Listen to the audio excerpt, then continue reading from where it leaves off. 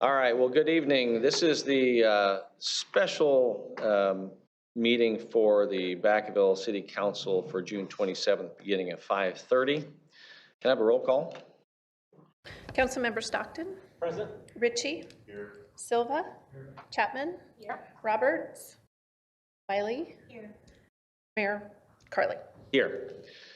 So this is actually the special meeting prior to the general meeting, just so that you all know. But with that, I want to open it up to public comment on the special meeting agenda.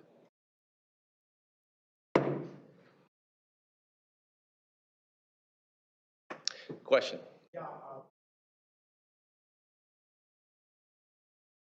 Yes, so this is just for the special meeting to make sure that we follow all the procedures. We will be coming back just in a little while. So with that, with no other questions, I'm going to close the public comment of the special meeting and bring it back. So we're going to recess into closed session, and we will come back afterwards at 6 p.m. for our regularly scheduled meeting. So thank you.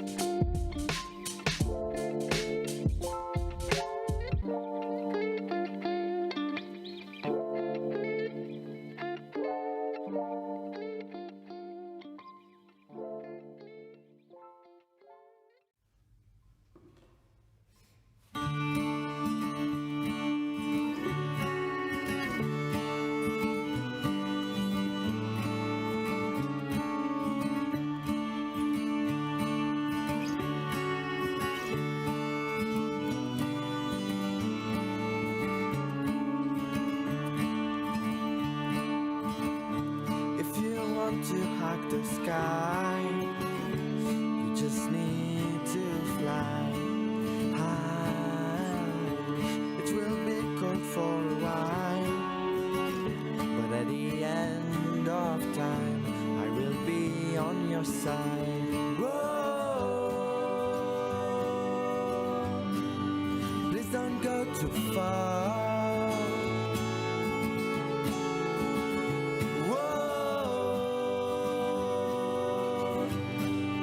Please don't go too far. If you want to travel miles, pack your dreams and thrive outside. I will be here for advice while you get into the wild. Whoa, please don't go too far. Whoa, please don't go too far.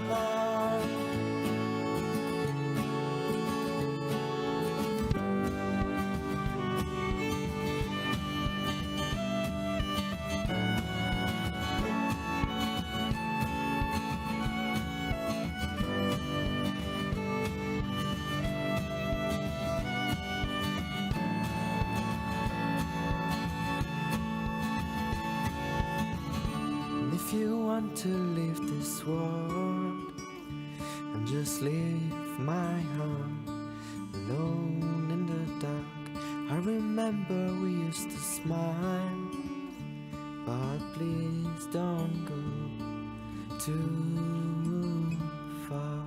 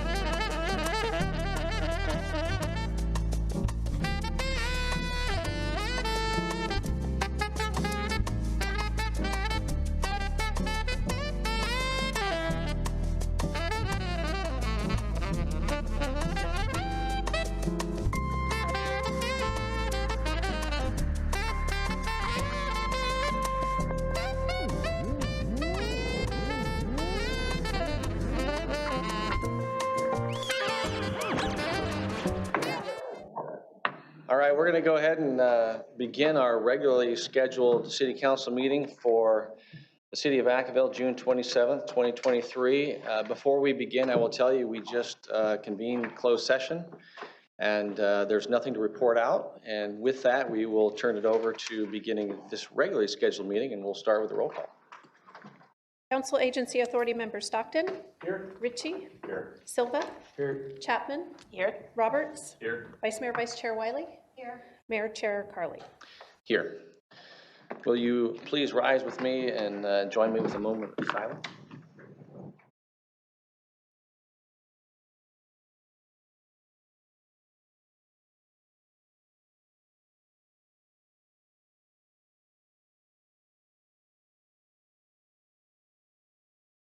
Join me with the Pledge of Allegiance. Pledge of allegiance to the flag of the United States of America and to the republic for which it stands, one nation, under God, indivisible, with liberty and justice for all. Born and unborn.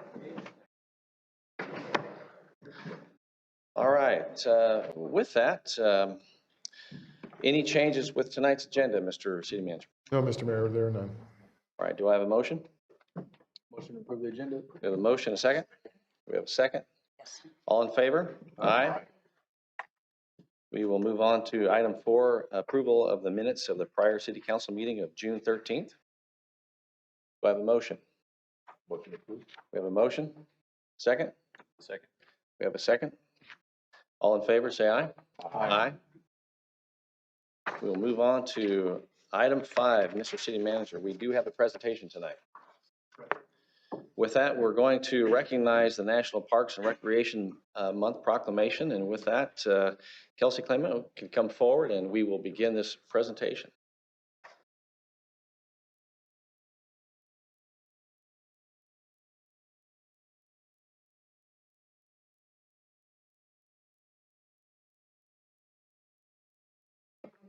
My name is Kelsey Klima, and I am one of the supervisors with the Park and Recreation Department. We're celebrating Park and Recreation Month by highlighting the vital role Parks and Recreation plays in bringing people together, providing essential services, and fostering the growth of our communities. This year's theme is Where the Community Grows, and if you take a look at our July calendar that is on the screen and in your Park and Rec Month bag, you will see how the Vacaville Recreation Department will be celebrating our community all month long. We'll be kicking off the month of July at the McBride Center with an Independence Day party on July 3rd, and then celebrating at Andrews Park for the July 4th celebration, fireworks show, and concert with country music duo Crossman Connection.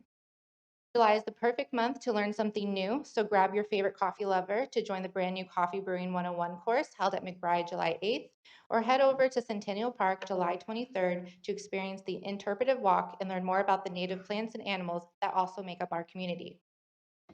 Get your team ready for some friendly competition with the return of summer adult softball. Registration is open now through July 17th, so sign up today and don't miss out.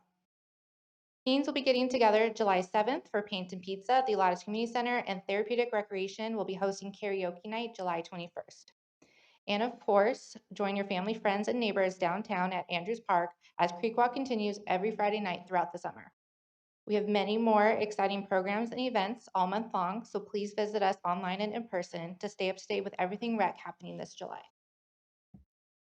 Well, thank you for that presentation. It really is exciting when you think of all that our community offers, and it wouldn't happen without our staff, but a community that really does enjoy recreation and being able to get out. And when I receive all the public information that says, here's what's going on in Vacaville, it really is exciting. And so with that, I just want to offer the proclamation on behalf of the city. Whereas California is fortunate to have a variety of park systems that provide countless recreational opportunities for residents and visitors alike, and parks help to preserve and protect the natural and cultural resources of California and offer pleasant surroundings for leisure activities, relaxation, and recreation. And safe parks and recreation programs help prevent social programs, offer positive alternatives for youth, contribute to the good health, enhance the desirability of locations for new businesses and families, stimulate tourism, revenues, and generally provide an overall improved quality of life.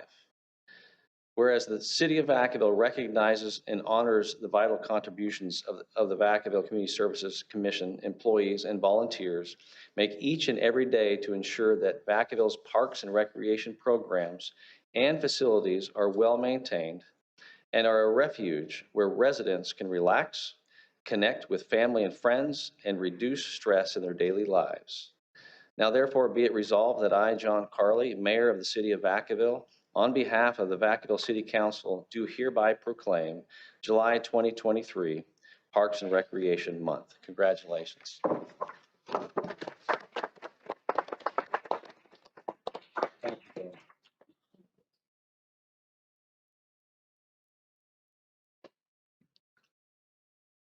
And with that, we have more festivities coming up with Vacaville, but I really appreciate that short presentation. Go online, right? What's the website?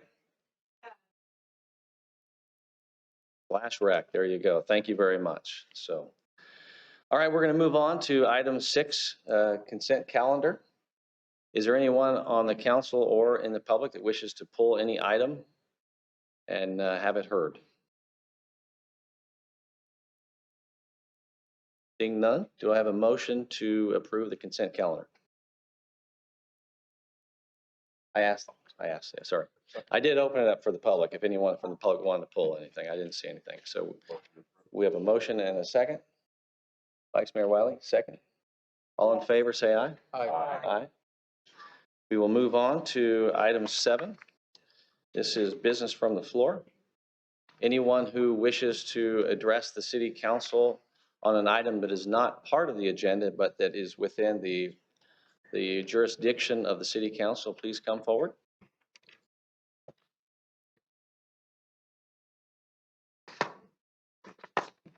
I have a written statement that I want to have recorded into the public record, and I have an addendum, just comment. Petition for equal treatment. The following is a statement. I am asking this council, in compliance with your website agenda amendment allowance, to place on tonight's agenda for a vote. The LGBTQ plus lobby has chosen locally and nationally to advertise its sexual preferences and proclivities, matters which should be of private concern. This city council has accommodated that lobby by allowing the gay pride rainbow flag to be flown during the current month of June on Vacaville city property. In response, we of the Christian faith in Vacaville churches hereby petition this council to enact the following, quote, proclamation of acknowledgement and inclusiveness of those of the Christian faith, end quote, as follows, quote, the city of Vacaville declares its support of inclusiveness for those of the Christian faith who extol and honor the biblical definition of marriage as being the joining of one biological male and one biological female in a marital union whereby a family structure is established for the reproduction and nurturing of children. Further quote, to commemorate this support, the Christian flag will be flown for the month of July 2023 on the flagpole at Andrews Park.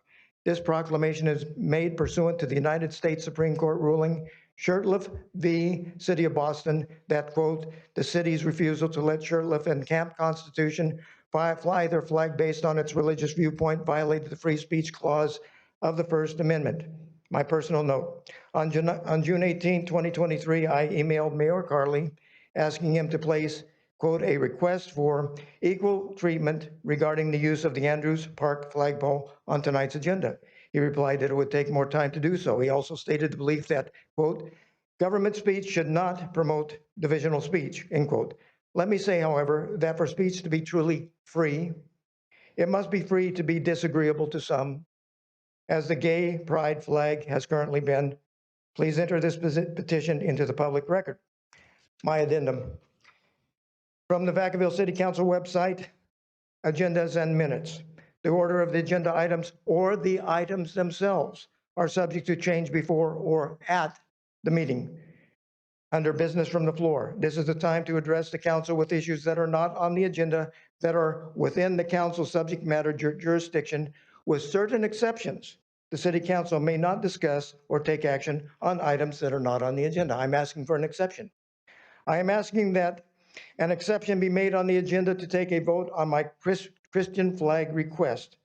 The reason in particular being that I believe that the city was disadvantaged by being given wrong legal advice regarding Shirtliff v. the City of Boston. It had to do with religious people only and their flags, and it was confined to that group. It had nothing to do with gay pride. Thank you very much. Thank you. Thank you. To whom may I give the Yeah, right over here too. There you go. Thank you. Please come forward. Good evening. Good evening, Mayor, council members. As we approach the celebration of America's birth date, a nation of independence, we celebrate, but sometimes we forget the reason why we are celebrating. We are celebrating because America was founded for a religious purpose. It was for religious liberty. It was from the pulpits that the national cry for freedom arose. It was from men such as Reverend John Wise, also known as the father of independence, from whose sermons words were taken, including, God created all men equal, and every man must be acknowledged by the state as equal. All men everywhere need to be acknowledged by the state as equal. Further, words such as consent of the governed is the only legitimate basis for government, and taxation without representation. It was the Reverend Jonathan Mayhew, the father of civil liberty, who was the first clergyman to begin preaching in England against tyranny. The most influential thought leaders of America were ministers of the gospel and the Christian faith: John Locke, John Witherspoon, William Penn, William Bradford, James Garfield, and many others, including Frederick Augustus Muhlenberg, who was one of the ones who signed and framed the Bill of Rights. John Quincy Adams said this: there are 3 points of doctrine, the belief of which forms the foundation of all morality. The first is the existence of God. The second is the immortality of the human soul. And the third is a future states of rewards and punishment. Should a man disbelieve any one of these 3 articles of faith, that man will have no other conscience and no other law than that of the tiger and the shark. Solomon in Israel, the wisest man who ever lived, wrote a proverb, and he said, there is a way that seems right to men, but the end thereof are the ways of death. And I close with the quote from George Washington in his farewell address. And he said, of all the dispositions and habits that lead to political prosperity, morality and religion are indispensable supports. Thank you. Thank you. Yes, please come forward. Hey there, my name is Margie Stern, and I've lived in Vacaville, I just figured it out, 46 years. Thank you to City Council, the mayor, the vice mayor, and City Council members. And I also want to specifically appreciate the City Council members that responded to my email that I sent a few days ago. Thank you. Thank you. I really appreciate that. I'm talking tonight about the Marin Clean Energy situation that happened last Tuesday. And I didn't feel safe at that meeting to be able to get up and talk. I thought it was a very hostile environment here in City Council. What I have learned, I feel like I'm now becoming this expert in MCE and this clean energy situation. But what I'm learning is the process that how this should happen. That the process was first to educate the City Council, that MCE would do presentations to the City Council, for the City Council to learn about this process of choosing clean energy as part of our energy sources. And then the council would do a first reading, and then, which was last Tuesday. What happened last April when I came to this meeting was that some of the council members said, well, we want the citizens to know more about it first. So MCE made an exception for Vacaville and did 3 informational meetings ahead of time for people to go and learn about the MCE program. When I was here last Tuesday, I felt like the city council was not aware of a lot of the facts about this program because there were a lot of things that were shared that were incorrect, misinformed, and spun differently, and that there was no one to answer that and correct those. I also found out that the city council could reach out to MCE anytime you have questions and get answers to clarify. And then when the vote was supposed to be last Tuesday, was to just move forward with the enrollment. There had to be another reading. It wasn't yes or no. We still were going to have another reading and have another vote. And then I found out it takes 18 months before we actually start the program, and that the MCE has to meet all these regulations of the state. So actually the program doesn't start, and it wasn't going to start until 2025. And at that point, between the second vote and 2025, that's when all the education of the citizens was going to happen. They send out flyers, they have Zoom meetings, they have in-person meetings. And I think the city council thought that everyone should know about this before last Tuesday, that everyone needed to know everything about it before you guys voted. I'm still not an expert on this, but I'm really learning. Yes, thank you.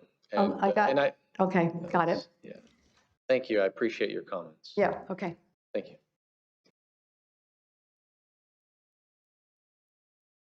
Good evening, Mr. Mayor, Council.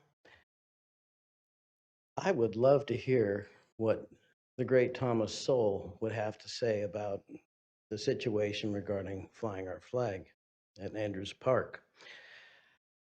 I did try and work my way through Cornell University and Alliance Defending Freedom's analysis of the Shirtlift v. Boston. Quite laborious. But my first take on it was that it was inaccurately applied. But if it was accurately applied, then I request that we proceed with the earlier request to post the Christian flag over Andrews Park if we're following Shirtlift v. Boston, affirmative, and have a proclamation. I won't try and be eloquent with my speaking. For once, I'll be very brief. And I thank those people that preceded me. I'm quite humbled by how they presented. Thank you. Thank you. My name is Ted Hunter. I'm a resident of the town for many years. I'm here to provide advice to you. What would be my credentials? Well, I could go on. I'll just be very brief. First off, I'm older than people think I am. I'm 83. People think I'm 60. I've done endless things. I was a commanding officer, 120 military police officers, taken down violent drug rings. I've been shot at, people die in my arms, knifed to death. I built companies in real estate, in wholesale, and you go on and on and on. I was a pioneer techie. I have a strong background. Here is my advice. It is to you, each of you. There's a rule in life. You cannot break. Break it, lose. You must always treat everybody like you want to be treated. The world is full of rich people and screwed people. Take a good look at their lives. I've seen them. They're miserable. Their wife's cheating on them, their sons in drug rehab, you name it. It is unavoidable in this life that you get back what you give. Many cases, sitting in these positions, you have not done that. It does not lead to a happy life. I'd even ask you to ask yourself, and you don't have to answer it, are you happy? Are you genuinely happy? I am. I happy. It is a threat to your happiness. You are not treating the everyday people in the manner they wish to. They don't have a lot of money anymore. You don't need more money. You need less money. You should be cutting money. That's what you should be doing. You should be making sure that that money is being used for the betterment of average, everyday people who are trying to raise their children, who are trying to live their life. And by and large, time and again, you're not doing that. I will warn you. I will advise you. To the degree that you do this, you and your family will pay the price. Change the pattern. Change the pattern. Do what is genuinely best for the everyday people in this community. And while time and again, you're not doing that. Part of it is the money thing.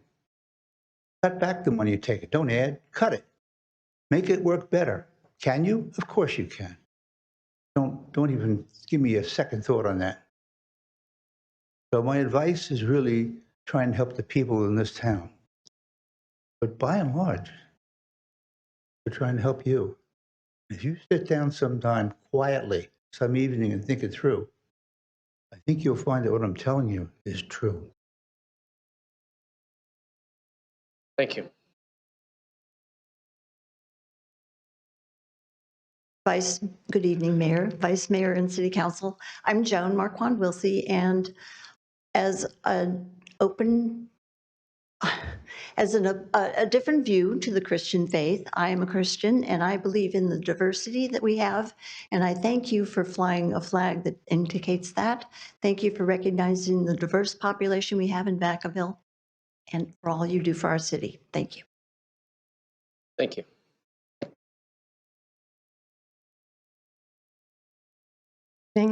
My name is Marian Shimoleski. I've lived in Vacaville for 46 years. I was not planning to speak tonight, but I moved to say a couple of things. Firstly, I would like to express my deep disappointment in that there was not a vote last week. My husband and I filled out the survey for MCE. We were thrilled that maybe we were going to move a little forward. More than 50 years ago, we realized that the planet needed our help, and leadership at the national level, at the state level, and at the local level has been very hesitant, reluctant to move, in my opinion. And I think it's because people are afraid, and it also has to do, of course, with the economic side of things. So I just want you to know that I hope very sincerely that this question will be reconsidered soon and that we can help make a positive step, that very easily people can enroll in more solar energy and helping the planet. But my second point that I moved to speak to tonight is to tell you how very, very proud I was to see the pride flag flying in Vacaville. There are so many times that people try to exclude people. We make clubs, sometimes we call them churches or we call them other things where we see these are, if you are just like me and not any different, you can be in my club. And I am against those kinds of clubs and very, very proud at anything that this city does to include everyone. And I echo what the previous speaker said. Thank you so much for including everyone with that flag. Thank you.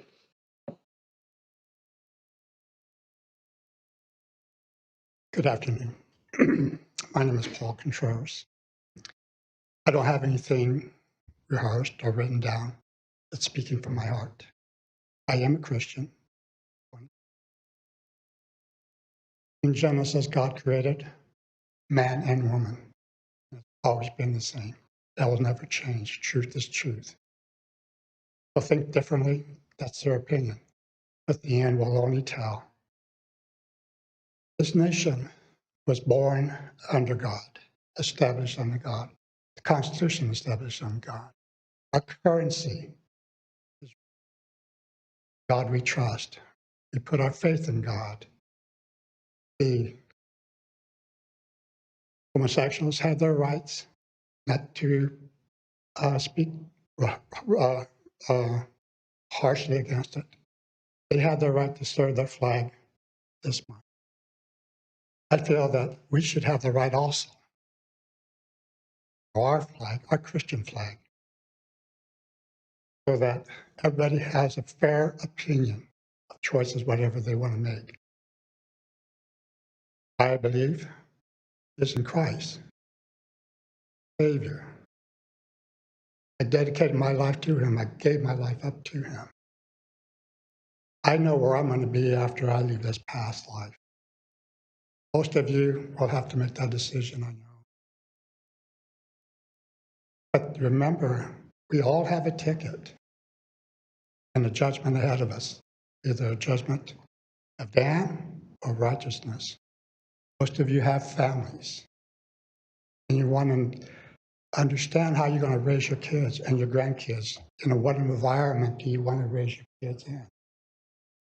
Because what we make the decision now will affect everyone from here on out.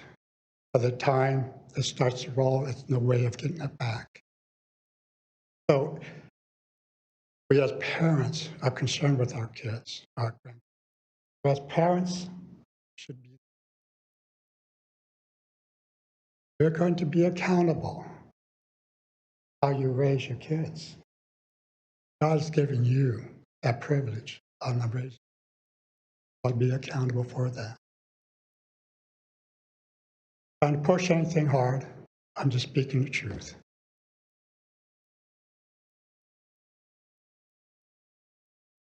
So my request, yes, we have a right to be able to share our flag, our beliefs to Vacaville, just like the others did. Thank you very much for your time. God bless. Thank you.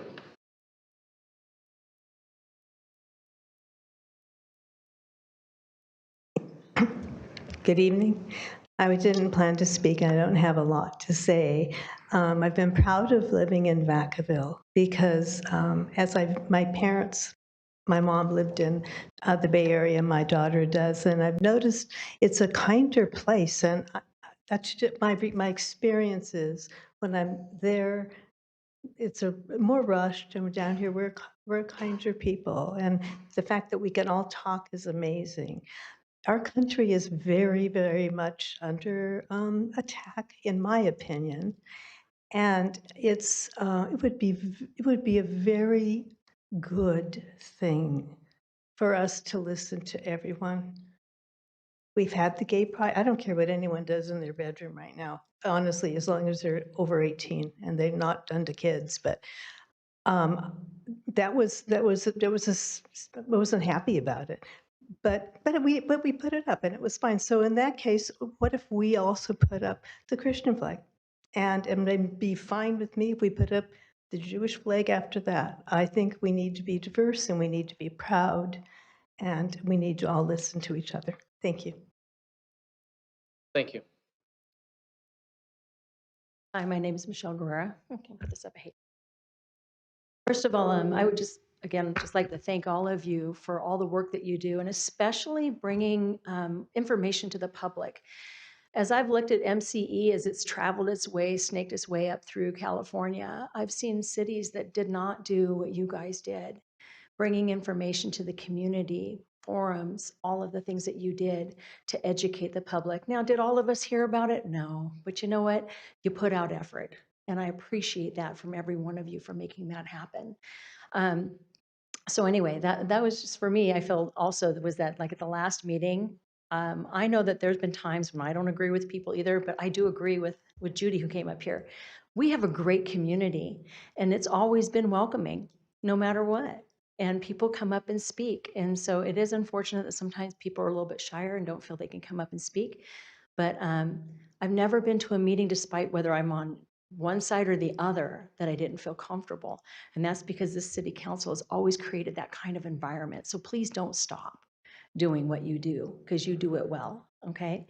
So anyway, with that, I just want to, again, thank you so much for all that you're doing for the community and the service that you're providing. It's a lot of work. And sometimes, like being a teacher, it's a thankless job. But we're grateful for you.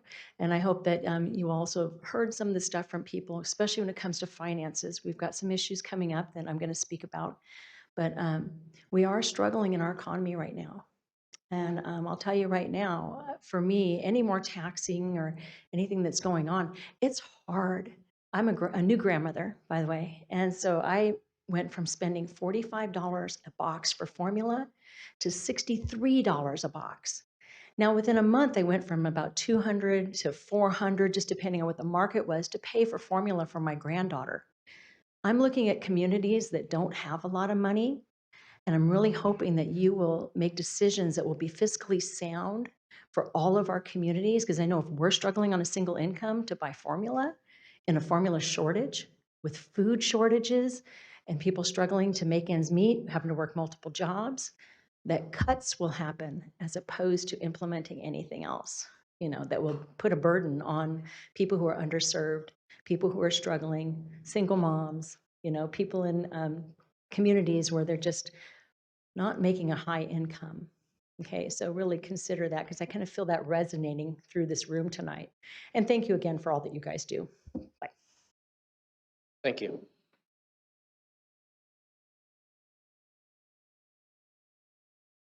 Sir, please come forward.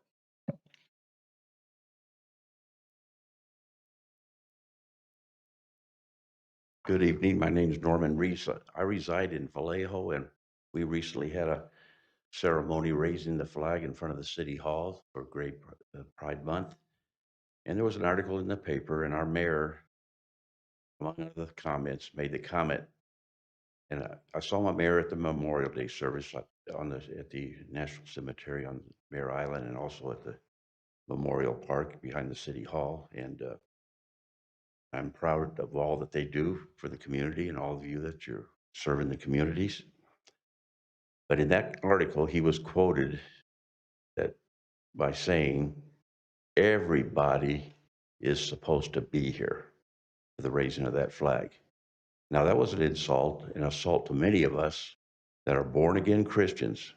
I served many years in the Navy, and being a typical sailor, but after about 4.5 to 5 years, I come to faith in Jesus Christ and got out of the Navy after being a warrant officer, reverted, and got back to my permanent enlisted grade to go to Bible school and seminary. And I take the Bible seriously. I take my God seriously. My Bible tells me in Proverbs 6:19, there's 7 deadly sins. And among that list of 7 deadly sins, the top one is the proud look. Also in Proverbs, it says, pride cometh before the fall. There are so many verses. If you do a search on pride, never is pride used in a positive context. That's what brought Satan out of heaven. I will become a God myself. I will. He got I will disease and claimed to be God or become like God. That was the lie to Eve and Adam in the garden.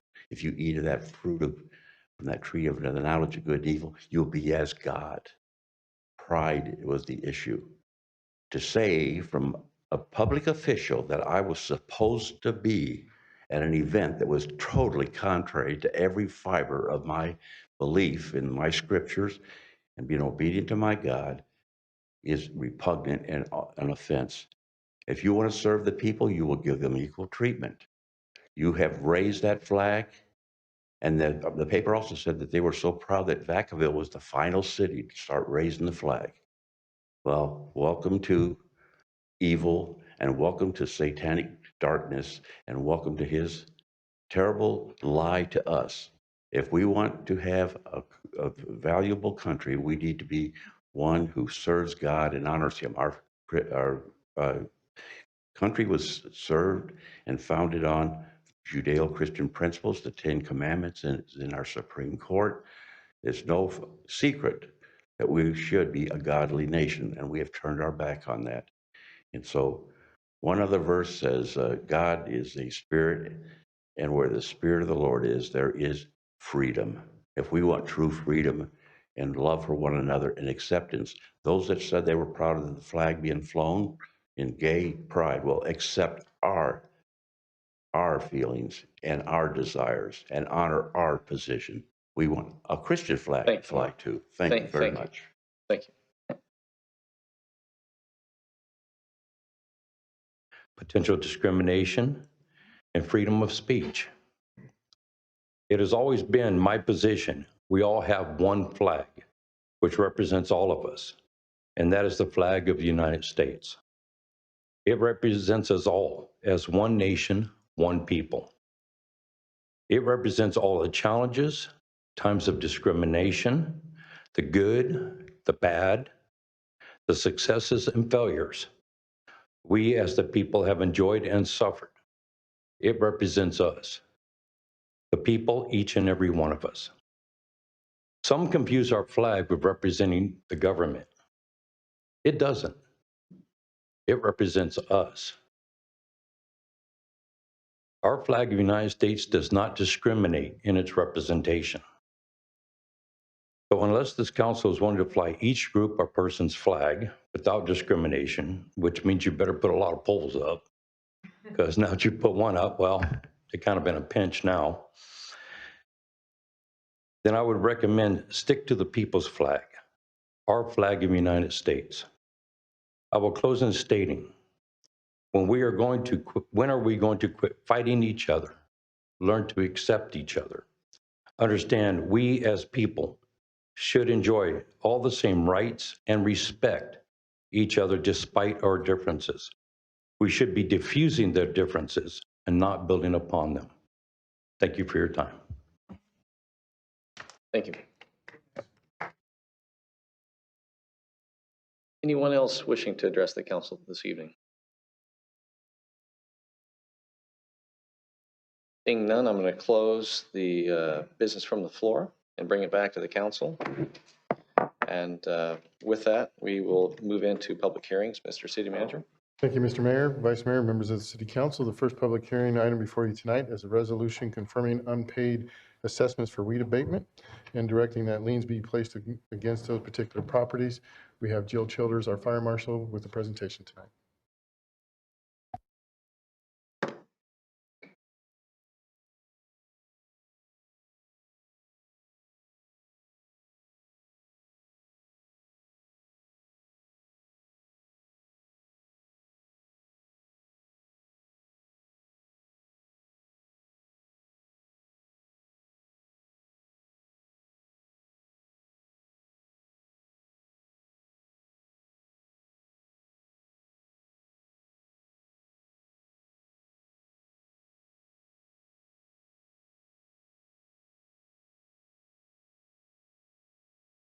There we go. All right, there we go. Good evening.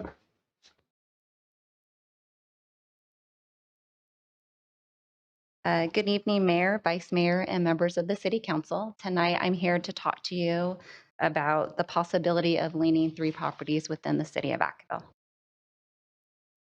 Code enforcement is responsible for the enforcement of weed abatement within the City of Vacaville. In these cases, we enforce Vacaville Municipal Code Section 8.04, which is the abatement of weeds and rubbish, and California Fire Code Section 304.1.2.1. A notice of this lien hearing was mailed to all 3 property owners on April 28, 2023. In the notice, we made the property owners aware that they had until the day prior to this June 27th hearing to pay in full or to call with questions about the amount due or the process that we followed. Lastly, we published the information about this hearing in the Vacaville Reporter as we are required to do so by law. The 3 properties we will discuss this evening are 235 Belford, 524 and 530 Spring Lane, and 272 Woodcrest Drive. Code enforcement issued courtesy notice to all 3 of the property owners. After a minimum of 10 days, all 3 property owners were issued a notice in order to abate. Once those property owners did not comply with the notice in order to abate, code enforcement did move forward with the 3-day notice of intent to apply for an abatement warrant. Warrants were all issued by Solano County Superior Court, and all 3 properties were abated by a city contractor. I do have some before and after photos of each property. So this is the property that was located at, or is located at 235 Belford Place. These are this is a before and after photo of 254 and 530 Spring Lane. And lastly, this is a photo of 272 Woodcrest Drive.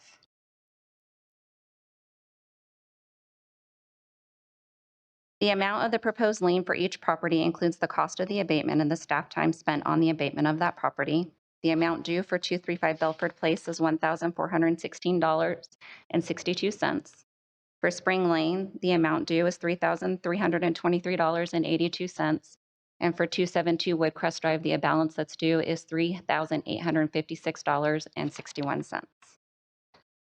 The fiscal impact for the city is the abatements were paid for from the general fund, and the strategic plan, goal, and initiative that this supports is goal number 1, to ensure public safety. And we recommend by simple motion that the council adopt this subject resolution. We are open for questions and comments. Yeah, thank you. If you could just quickly go back to that, the cost. Yes, The sir. single lot in Vacaville seems to be the highest amount on a small lot. Is there anything that you can explain or share with the council as to why that one was so high?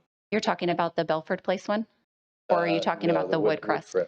Yes. So the Woodcrest specifically, this one was difficult to deal with. We were having an issue actually reaching the property owner. Come to find out that the property owner is actually in a care home, and there are other residents residing in that home that are part of that family. So we had to do a lot of search to find out exactly where he was, and actually trying to reach him as well. We also worked with this property owner specifically due to some hardships that they had mentioned to us about trying to get them to sign a consent to abate, which is time spent for the overall length of time. This project, if you looked at it, also took a while. The property owner was attempting, not the owner, I'm sorry, the resident that is there right now, was trying to do some work, and we would give them and extend their timeline a little bit each time, but they just never were able to completely complete the project, and we were getting continual complaints from neighbors in that area. Thank you. Seeing no questions, I'm going to open up to the public for comment. From the public, I will bring it back to the council. And with that, we have a motion. Motion. We have a second. All in favor? Aye. Opposed? Motion passes. Thank you very much. Hopefully that we can continuously do in the future, as is like you do, and I know you do, is to work with residents. It's a fire safety hazard, is the reasons why we do it. So I appreciate it. Absolutely. Thank you. Mr. City Manager, item B. Mr. Mayor, Vice Mayor, members of the council, this next item before you is a resolution approving a CPI adjustment to the city's service and facility rental fees. Our Director of Finance, Ken Matsumia, is here with the presentation.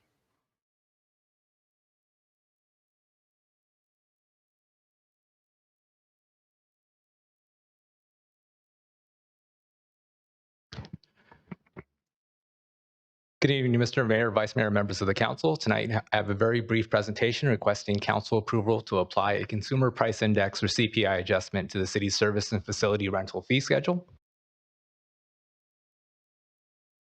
Starting off with some background on this item, the services and facilities rental fee schedule is brought to council every 4 years for approval to apply an annual CPI adjustment in 4-year increments. The purpose of the annual adjustment is to maintain fees and charges at a level that will keep pace with the actual cost of providing the services and maintaining the facilities.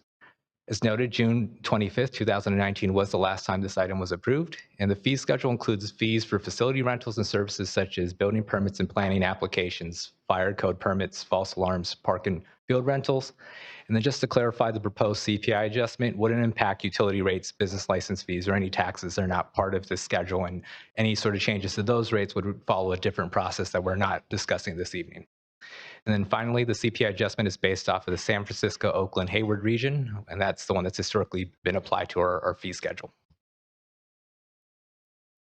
So the recommendation for this evening is to apply the most recent CPI adjustment, which was 3.6% as of April of 2023 for the upcoming fiscal year. And if approved, the increase would go into effect on July 1st. Unlike the previous time this item was brought to council in 2019, we are not requesting a CPI adjustment for any of the following fiscal years, as the city is undergoing an external study of our fee schedule to evaluate the service costs of each fee, percentage of cost recovery, and whether any new fees need to be added to better reflect our current services.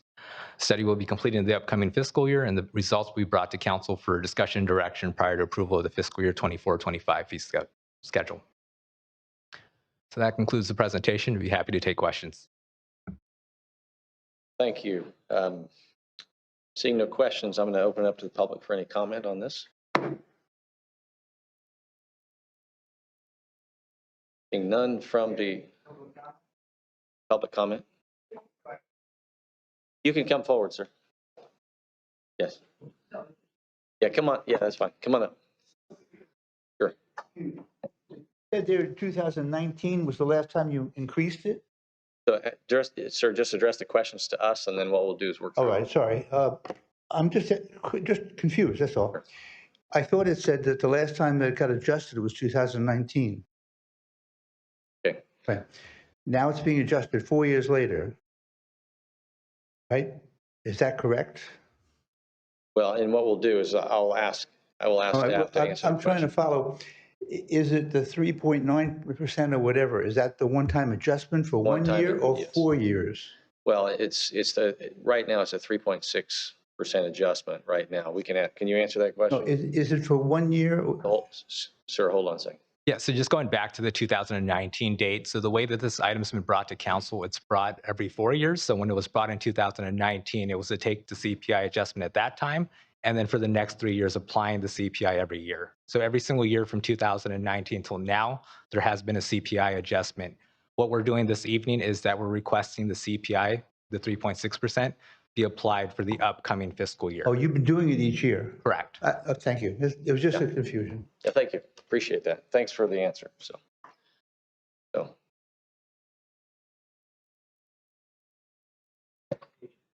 Sure. Did I understand that the adjustment is focused on cost recovery, not to just increase it to have additional revenue? Is that correct, Mr. Mayor? Yes, I'll go ahead and if you can respond to that. That's my understanding of it. Yes, that's correct. It is for cost recovery. And the purpose of the fee study that we're going to be undertaking is really to clarify that and make sure that it is just cost recovery and that what percentage of costs we are truly covering. Yeah, thank you. Anyone else from the public? I'll bring it back to council. Vice Mayor Wiley. The information, and just for my clarification, earlier in the last several months, we redid our building fees and on a tiered schedule and changed a lot of that. Is that the same building permits or these different building permits? That would be different. I think you're referring to the development impact fees, Okay. and that's not part of this. Okay, thank you. Councilmember Silva. Thank you for the presentation, Ken. I was actually coming in here, so I'm glad I took time to talk to our city manager because I think sometimes there's a common belief within the community that once we've already paid for certain resources or equipment from tax dollars, the question comes up, why should we continue to pay for it? I think labor's something understandable and separate. But I just want to be clear that this is the first time updating it after 4 years, increasing 3.6% across the board. But when we do, I just putting it out there ahead of time for the fee study. I'm curious to see what comparables are at that particular point. And that's just the request. And I'm ready to make a motion to approve. Somebody else? Well, I'm not seeing any other questions, so we'll go ahead and take a motion. Motion to approve item 8B as written. We have a motion. We have a second. All in favor? Aye. Opposed? Motion passes. Thank you very much for the presentation, Ken, and we will move on to the next item. Thank you, Mr. Mayor, Vice Mayor, and members of the City Council. All this language up here on your agenda is essentially to present the housing element for your consideration and approval tonight. Our Community Development Director, who's been leading this effort, Ms. Erin Morris, is here to make a presentation for you. Thank you.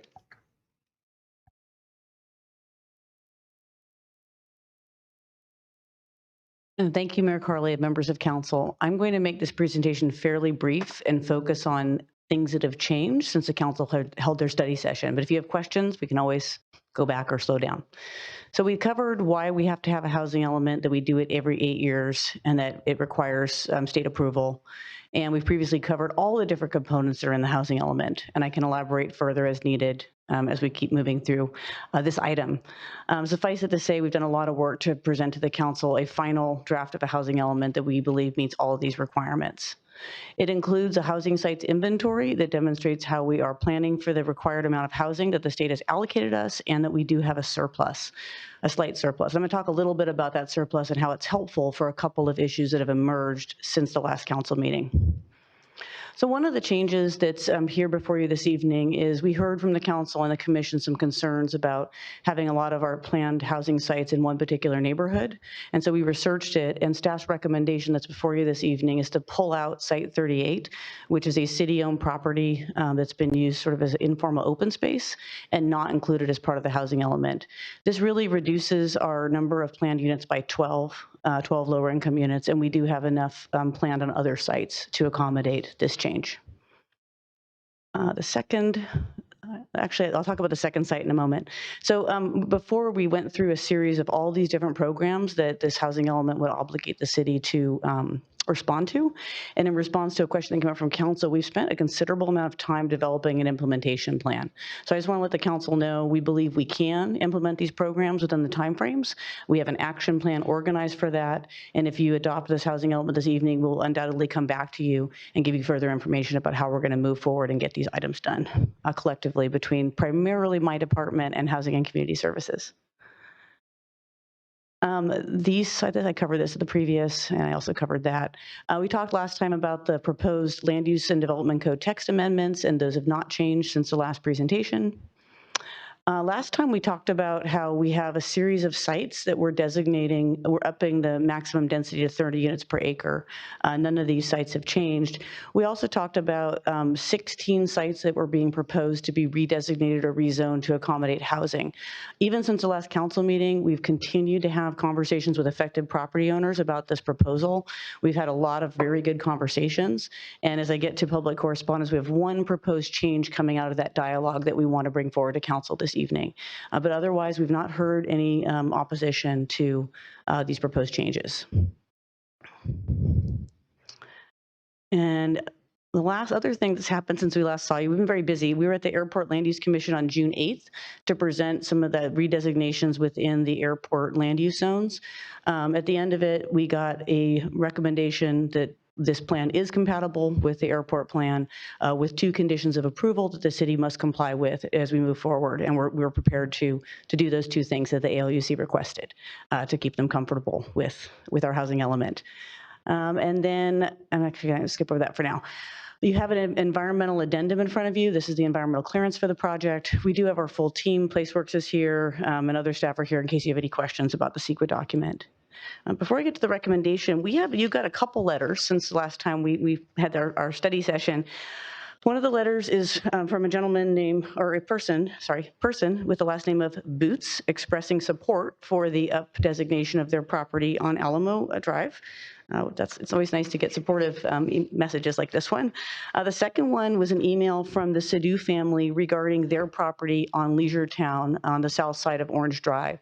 And their request is that the city not designate the 1-acre portion of their site that abuts Leisure Town Road for housing and rather keep it as highway commercial. We crunched the numbers, and with that change, we would lose approximately 20 planned housing units, but we can absolutely make that up on other sites. So we feel, again, that this is a pretty small change. It retains that property owner's interest, accommodates that to develop commercial along Leisure Town and housing behind the commercial. And so staff is recommending that the council make that additional change to the housing element sites this evening, and that would be site 68. So the slides are so long, I don't even want to read them. So what staff's recommending is by simple motion that you adopt the resolution for the CEQA. I'm going to really summarize. Adopt the housing element, adopt the associated general plan text and map amendments, and adopt the newly created residential high density limited general plan land use designation.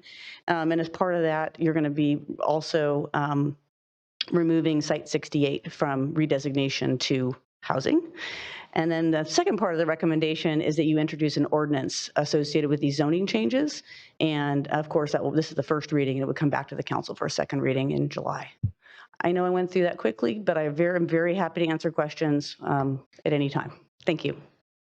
Thank you. What makes this easier is the volumes of documents and presentations that you and your staff have presented. So thank you. Otherwise, this would be a really long presentation. So I appreciate that you have worked with owners of property, especially when you start rezoning. It tends to change interest in property at the same time trying to meet the state's mandates. So I do appreciate you and your staff taking the efforts to do that. So With that, I'm going to open up to the public for any comments.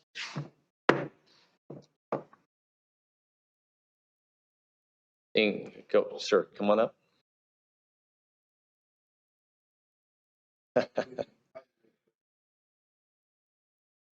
Question, sure. I'll go away.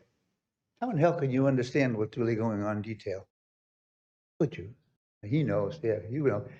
God, I mean, isn't that dangerous in terms of things? I would suggest the possibility, common sense, that when you get a chance, make them explain it a lot more clearly so that you understand what you're voting for, right?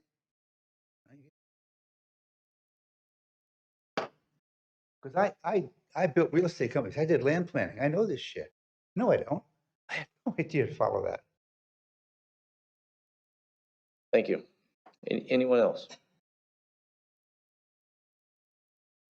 I'm going to close public comment, and I just want to make a comment, at least in general. There has been no less than, 5 sessions and special sessions over the last several months diving into all these issues. So while there's a lot to it, this is really a summary, which can make it seem like it's just being glossed over, but I assure you there's been a lot of information to the public in going into this, and I appreciate staff's ability to help us digest this and understand it. And so, but I do appreciate your comments. I really do. I'm gonna bring it back, Councilmember Silva. I just want to echo the mayor's appreciation on working with our property owners for Site 68. And I believe, was it Site 38? Sorry, Markham. So I'm not gonna cry, but I really appreciate the effort. I know I've had a lot of talks behind the scenes, but you know, some folks who supported me were adamant that, hey, Mike, this neighborhood needs a chance. There's a lot of difficulties. I'm not getting into all of that. But what's even bigger than that, more than how and where we provide subsidized housing if we're able to, is the ability for us to develop a sense of pride of ownership in a neighborhood that's predominantly concentrated with a lot of rentals. That in turn has created a lot of turnover within the population for even the people that care most. And that particular area is starting to really transpire every time there's another community service project that particularly involves the youth and inspires them to see what's next. What can we do next? What can we create next? Or how about this? Or how about that? And so, so I appreciate staff. From the bottom of my heart, personally, I really appreciate staff listening after 2.5 years and making I'm joking, making the changes and finding a way to get it done. So I deeply appreciate that. Thank you. Vice Mayor Wiley. Thank you for the information. And as we've said, we've had several different presentations on housing, and this is not the first time we've seen it. But I just have 2 questions. So in a couple of these map changes, we're going from commercial to residential, usually residential high density. And then we had the one information where we're going to not change all of it, but maintain part of it as commercial. So overall, do you have an idea what Vacaville's ratio is of commercial to residential? I do not have that information, but you've characterized the changes correctly. Okay. Because once it changes from commercial to residential, then it's changed permanently. So I just wondered about that. So, all right. And then the second question is, in one of the charts early on, it showed the RHNA numbers and what we needed for low and very low, and also counted ADUs. And at one time, ADUs didn't count toward RHNA numbers. So do they now count toward RHNA numbers? They counted toward the RHNA numbers in previous cycles. There is some chatter that there may be either certain stipulations or requirements for them to count in future cycles. But right now, they are identified as one of the types of housing that we can take credit for as they get built, as satisfying at least one level of that RHNA. All right, thank you. Councilmember Chapman. Yes, thank you very much for the report. And I actually made an attempt to read the entire packet. Can you believe that? It's quite lengthy, quite lengthy. However, my question is, I believe it was H-117. I hope I'm in the right area to question this. And it's in regards to the um, the Pony Express, the Rocky Hill Vets, Oak Grove, I believe. And they were specific for seniors, veterans, low income, and youth. Well, it was labeled fostered youth. And I know each of the areas that were identified for the adults. Where are we placing, or what has been designed for the foster youth? And they were noted in the description, so I was just curious. I appreciate the question, Councilmember Chapman. I'm actually going to ask our housing consultant Placeworks, because I don't recollect off the top of my head the foster youth details, but I'm sure that they can assist. So I'm looking for, there she comes, Jenny, or one of the team. Just a moment. I know that housing that serves different lower income populations typically also serves foster youth, but I don't know if there's any more details on that. So thank you for being here, Jenny. Hi, Jennifer Castellan, Placeworks. So the implementation of the program, is that what you're specifically? Where are they being placed? Oh. You identify, the Pony Express for seniors, low, and then the Rocky Hill veterans, Oak Grove. Yes. Which is the ADU and all of this. But in the description, you also had foster youth. And so they would not go to Pony Express. No. Rocky Hill. Right. Oak Grove is not fully developed. So they were in the descriptor, but. So it could have been a reference to information that we received through the consultations. So we talked to a bunch of different service providers to get information. So maybe that's where it fed in. We probably didn't put that in without it. It must have been part of the plan at some point for future growth, for that to be included in future projects. Okay, it was identified in the last so it could be housing element. carryover, but yeah, we yes, can. And it's in there again. Right. So I'm assuming that's information that we had received that we're carrying forward to this document. So if there is clarification on that, then we can absolutely update that if that is not how it ended up working out in that end. But thank you for bringing that. We'll look into that. Thank you. Councilmember Roberts. Yes, kind of a comment / concern. If you can go back a couple slides, there's a property on Monte Vista and Orchard.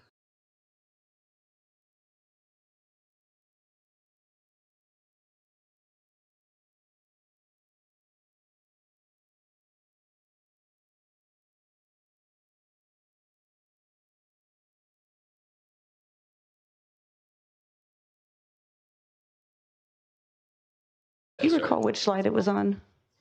It had a brown color coding on the map. That is not this is not the right area. Okay, I'm looking. I don't want to make anyone seasick, but I do want to find the slide you're asking about. Oh, okay. Yeah, right there we are. Perfect. Okay, yes, we found the slide. Yeah, site number 2 right there. Yes. Do you have concerns about that one? That's on this like kitty corner across from where Oak Grove is going to be going, and it's also all low-income apartments to the right of that image. Yeah, putting it for residential, there's all the concerns that came up from Oak Grove with regarding parking, especially because that's on a corner lot, and the fire department right there on the corner. That's one of the busier intersections in Vacaville. That's the only way to feed into North Orchard there. And so I'm fine with zoning it residential. We just have to be very mindful of how it's planned, because Oak Grove came to us several times before they eventually changed it and adopted for what fit for that neighborhood. So yeah, I just want to be really mindful on how the planning goes for that location. And there's also a lot of established oak trees on there, so I'm sure we'll get pushed back from certain community groups on that. Thank you. Councilmember Ritchie. Thank you so much. I just wanted to follow up. I know we had a lot of conversation about the last meeting. The temperature was pretty up there, and so there's questions about the decorum, the way we could have handled or did not do stuff. But I just want to express to the crowd, the speed that Aaron Morris went through the presentation no way reflects our ability to understand and comprehend information. We had a whole day, all day, a meeting, and we've had 6 meetings. We've had one-on-one housing. We have had a lot of passion, a lot of just very spirited conversations, but making sure we put the vision of the city as far as housing that's equitable for everybody. There was multiple documents, 178 pages. We've really did a great job of making sure the housing element was approved and it's being read to us. I just don't want that speed to reflect our inability or our passion here at the council. I just want to make sure we all have had so many conversations behind the scenes to make sure we're doing the right thing for housing. And when it comes to housing, I really appreciate the fact that we are addressing some of the lots. The lot that actually Councilman Roberts mentioned, I spent my whole life riding back and forth by it. So to me, it's highest and best use. That thing's been vacant since I've been at Orchard School. And so if it had a usage for commercial, it would have been utilized. So the fact that as the city grows, things change, we need to explore opportunities for better usage. At the same token, I don't think it's our place, said a few times in the dais, for us to tell private property rights and how to treat their property. As long as their usage is cohesive and not hazardous to the community, I really am a proponent to private property rights. So the ability for the owner to have a little bit of pushback, say, listen, I would like to use my property for this said purpose, for this portion. I'm very happy that the council heard that, and we are going to take that into account. But I just wanted to make that sure, we really have passion to make sure that we really bring the best product of housing elements and housing forward. And our yes, no answer or response up here to that quick, brief overview does not reflect our passion. So thank you. Thank you. Councilmember Stockton. Yes, I'll be brief. Since we've had so many meetings and you've kind of been the popular kid at our council meetings with talking about this very subject. So I just wanted to thank you for that. I am glad that Councilmember Roberts highlighted that slide because I am looking forward to seeing that section of Vacaville have a beautiful bike lane and, something where that field is right now, because I see a lot of folks that are walking or riding their bikes right there. So whenever that gets developed, I'm anticipating that there will be some more pedestrian-friendly walking and bicycle riding and stuff there. Are we ready for a motion, or I just want to make a final comment. Okay. Yeah, but thank you. Yeah. Sentiments the same. Appreciate one of the things I do appreciate, because for people who own property, to be able to work with staff and come forward and to see that you work with them because their interest in being able to develop it is very important, right? That's individual land use property rights. That's the one thing that we want to value here. And so I appreciate you and staff being amenable to that. And also for those who are looking to help our community. And part of that ask is really also some high density multifamily housing. And so there's a lot to this. And while it's very complicated, we know that the state is really pushing on us. But I just also want to thank you and your staff for making us get to this place where we're going to be in compliance to the state. At the same time, it is important that we continue to push for the rights of our community. So I think we struck a balance, and we're certainly working with staff. And with that, can I have a motion? And I do know that the clerk is going to read in the ordinance because it's quite lengthy. So do we have a motion? Do we have a second? I'll second, but I just want to confirm that it includes the removal. It includes the change, the two amendments, 68 and 32. 38 and 68. 38 and 68. Okay. So with that motion, that's clarified, and we have a second. All in favor? Aye. Opposed? The motion passes. Madam Clerk, could you read that into the ordinance, into the record? Ordinance of the City Council of the City of Vacaville implementing housing element programs HE9, HE15, HE18A, and HE18B, adopting the newly created residential high-density limited zoning district, and amending Title 14 of the Vacaville Municipal Code by change of zoning map for various affected properties throughout the City of Vacaville, and by change of Land Use and Development Code text to Division 14.02, entitled Interpretations and Definitions, Division 14.05, entitled Plan Growth, and Division 14.09, entitled Zoning, as shown in Exhibits B, C, D, E, and F. Thank you. So appreciate the presentation and for you entering that into the record. All right. So with that, we'll move on to the next item. Mr. City Manager.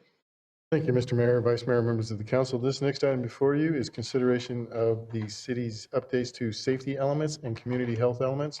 Once again, Ms. Morris, your Community Development Director here is with the presentation. Thank you again. And before I begin, I'd like to acknowledge these topics also had multiple study sessions with the council and planning commission quite recently. So again, I'm going to be fairly brief, but again, I'm happy to answer any questions as we move through. And this is a case where nothing has changed with any of this information since the last time it was presented to the council in depth. So before you this evening are the city's updated safety element and the community health goals, policies, and actions that have been added to 5 different elements of the general plan. In terms of the safety element, we are required to have a safety element. There's a lot of great reasons to have one. It is required to be updated every 8 years with the housing element. So that's why it's here before you this evening. We went over this at a previous slide. At a high level, there's new state laws that require that we provide further policy direction about floods and wildfires, how climate change affects the hazards that can affect Vacaville, and also addressed evacuation constrained areas. We had to do a vulnerability assessment, looking at who and which parts of the community may be most harmed by climate change. And so the safety element goes in depth and includes this vulnerability analysis. And it really provides a foundation for new policies to respond to disasters. So in Vacaville, our climate change really looks at increased wildfire activity, more heat, more intense droughts, and changes to agriculture that affect human health. Our key vulnerabilities have to do with a disruption related to agricultural activities, low resource populations, extreme heat, flooding, landslides, and wildfire, all the things that we talked about in depth last time, and then also looking at key infrastructure that we would need in the event of a disaster. So many of the policies in the safety element stayed the same. Some of them were updated to reflect the new regulations, and anything that's new is generally related to wildfire and emergency response. These policies are just excerpts from the general plan, some of the four new policies that were included. I'm going to now transition over to community health, which is also called environmental justice. This is a state lens to look at our city through, looking at the fair treatment of people of all races, cultures, and incomes. And it really becomes a bunch of community health goals, policies, and objectives, because those kinds of policies benefit everyone.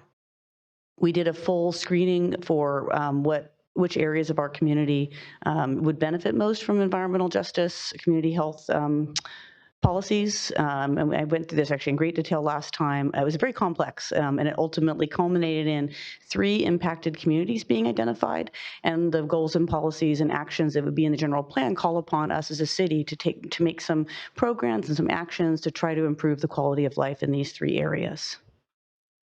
Asthma is the key issue affecting all of Vacaville, but especially these 3 areas, and there's a few other key factors that are affecting quality of life. We went through this again last time. Air quality and asthma, top health issue in Vacaville, and there's some other things, including the need for more shade trees, addressing pesticide use. I'm going to go back here. So we have a myriad of new proposed policies and actions. If you have any questions about them, we do have PlaceWorks here this evening, and they can answer questions. But at this point, I'm going to wrap up with staff's recommendation that you adopt the resolution for the CEQA and that you approve the general plan amendments for both safety and the community health. And thank you. Thank you for the presentation. Again, I know this is a wrap up of many sessions. So with that, I'm going to open it up to the public for any comment or questions. Being none, I'm going to bring it back to the council. And again, thank you for all your efforts to bring this to us. Obviously, they're all intertwined, but Councilmember Silva. Just related to the environmental justice, and want to thank Tyra again for coming out. You were phenomenal. You weren't here last time, but you're phenomenal with the youth. Just explaining to them and getting feedback, as was the consultant group that was there. So I appreciate always those extra added efforts to engage different times of day to meet people where they're at. So thanks. Councilmember Roberts. Yeah, I just want to kind of follow up. It stirred my memory from last time we saw this. Was there any more information on the asthma reports? Because I remember when we talked about it before, it showed some of the more affluent areas had more asthma than even low income neighborhoods in the same area. Is that pulled from hospital data, or is that pulled from some other type of information source? Thank you for the question, Councilmember Roberts. I don't have that information this evening, but I can tell you with some of our implementing actions that we'll be looking at some public education initiatives about indoor air quality. We will be doing a deeper dive into the data that helps us pinpoint where our efforts should be focused.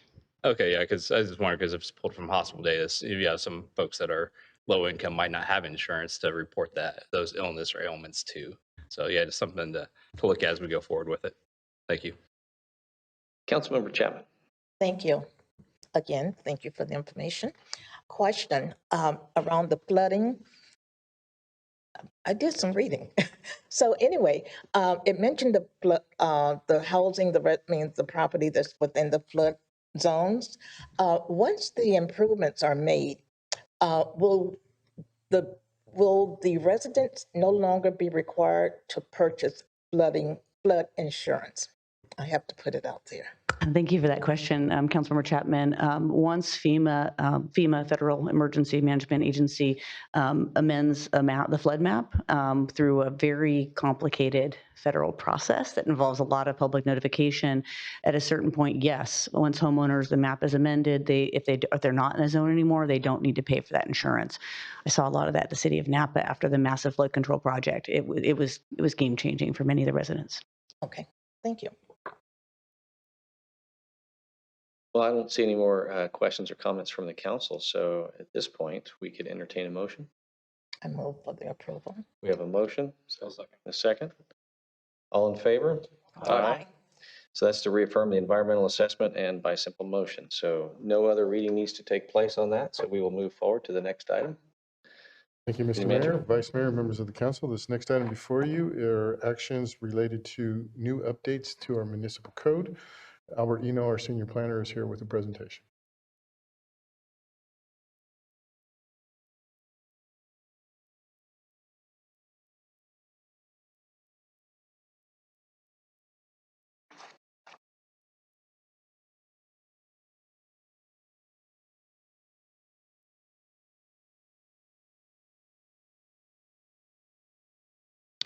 Good evening, Council. The item before you tonight is an annual update to our Land Use and Development Code. There's a number of different divisions that we're going to go through that we're updating, starting with definitions, zoning, our subdivisions, as well as our urban stormwater quality management and discharge control, as well as grading. A little bit of background, in 2015, we adopted a new general plan that led to subsequent tasks that we had to complete, including a comprehensive amendment to our zoning map, as well as another technical update to our general plan to account for VMT. We conducted a comprehensive update to our municipal code under Title 14 in February 2022, with subsequent mapping updates created for the downtown specific plan and the zoning map. Really, the comprehensive updates to our municipal code went into effect in July of 2022. Since then, we've been working with those new code sections and finding areas that need further updates. Starting with divisions 1402, 09, and 11, we're looking at providing what these particular divisions provide. Division provides policies, procedures, and standards for implementing our stormwater quality and control plan. And the whole purpose of this is to reduce pollutants. There are minor changes for the purpose of adding policies and procedures for addressing best management practices. What are people supposed to do when they're constructing buildings and project sites? How are they protecting the city's stormwater and our systems while they're conducting their construction, so that way there's no sediment or other pollutants that run off into our system. There's also requirements that we're adding for what happens after something is constructed. How is rainwater that goes onto a site being treated before it goes into our storm drain system? Because ultimately we're responsible for making sure that we're not adding any pollutants into our system that go to creeks, streams, and things like that. We did have some additional changes that were at the recommendation of our city attorney's office, and so that was mainly to be consistent with existing enforcement procedures that are identified within our municipal code. So you'll see a bunch of changes for that particular one. That happened after we went to Planning Commission. Grading is more changes. This particular division provides procedures and standards for controlling land disturbances, landfills, changes to the grade before a project is actually built on the site. These are just being consistent with stormwater quality and what to do when a project is under construction and after construction. Minor changes to that, we're just updating some references to that stormwater ordinance.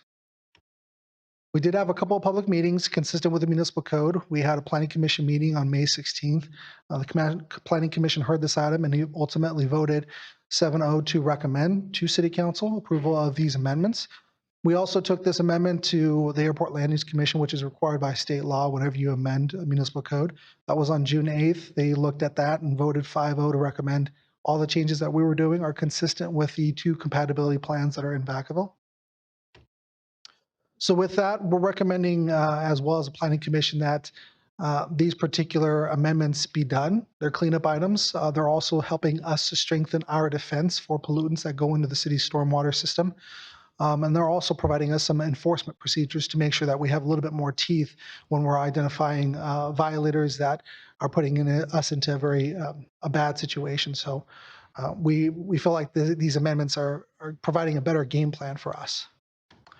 So with that, we have a recommendation that there is a resolution that we're recommending City Council adopt to reaffirm the general plan, FEIR and SEIR, but also to introduce the ordinance amending Title 14 for these various divisions within our Land Use and Development Code. That concludes my presentation. Thank you for the presentation and for the work to really get us forward thinking. I think this is important. So I'm going to open up to the public for any comment on this item. Seeing none, I'll bring it back to the council. Any comments? Again, I know it's a lot of work. I mean, when you start updating an entire section, and I appreciate the city attorney's office bringing everything in line, make sure that we're doing what is best to make sure that we're focusing on these important issues. So, do I have a motion on the council? The motion. You have a motion? Go ahead, say that again. Motion to approve API. It's 8E, actually, it's a misprint, so it's 8E. We have a motion to approve 8E. Do I have a second? We have a second. All in favor? Aye. Aye. The motion passes. Madam City Clerk, could you read this into the record? Ordinance of the City Council of the City of Vacaville amending Title 14 of the City of Vacaville Municipal Code by updating Division 14.02 entitled Interpretations and Definitions, Division 14.09 entitled Zoning, Division 14.11 entitled Subdivisions, Division 14.26 entitled Urban Stormwater Quality Management and Discharge Control, and Division 14.19 entitled Grading as shown in Exhibits B, C, D, and Thank you. And with that, we will move on to item 8F, Mr. City Manager. Thank you, Mr. Mayor, Vice Mayor, members of the City Council. This next item before you is the engineer's report confirming the landscape lighting district assessments. Our Public Works Director, Brian McLean, is here with the presentation. Good evening, Mr. Mayor, Vice Mayor, and City Council. Tonight, we're holding the annual Lighting and Landscape Assessment District levy public hearing. The city annually levies and collects special assessments for neighborhood parks, street landscaping areas, drainage and detention basins, open space, and street lighting. These special assessments are needed to maintain, operate, and service these particular improvements. These special assessments were established under the Landscape and Lighting Act of 1972, and it prescribes 3 specific steps to ensure that the levy goes forward appropriately. First is the approval to direct the preparation for the engineer's report, and that was approved by council on February 14th of this year. The second step in June, on that June 13th meeting, City Council granted preliminary approval of the engineer's report and set the meeting for tonight's public hearing. This year's engineer's report identified 134 different landscape and lighting districts. The maximum allowable assessment increase of 3% is prescribed within that 1972 Lighting and Landscape Assessment District law. With that said, we have 48 district levies that are scheduled for increased, 9 district levies which will remain unchanged, 61 districts which will be decreased, and 16 district levies which will not be assessed because those improvements won't be completed within this upcoming fiscal year. This item is exempt from CEQA. And in terms of fiscal impact, for fiscal year 23-24, the assessment, which is the total levy generated by the assessment, is approximately $4.1 million. The general fund subsidy is 2 parts with a total of 1.7 million. The first part is $404,000, which is a 10% general citywide use contribution. And the second piece, which is approximately $1.3 million, is the district shortfall levy gap that the general fund is providing.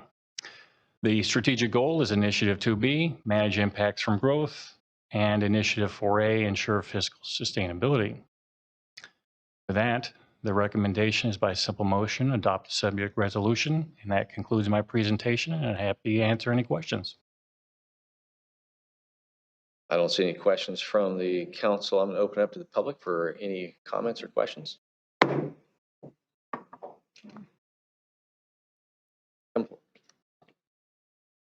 you, Mr. Mayor.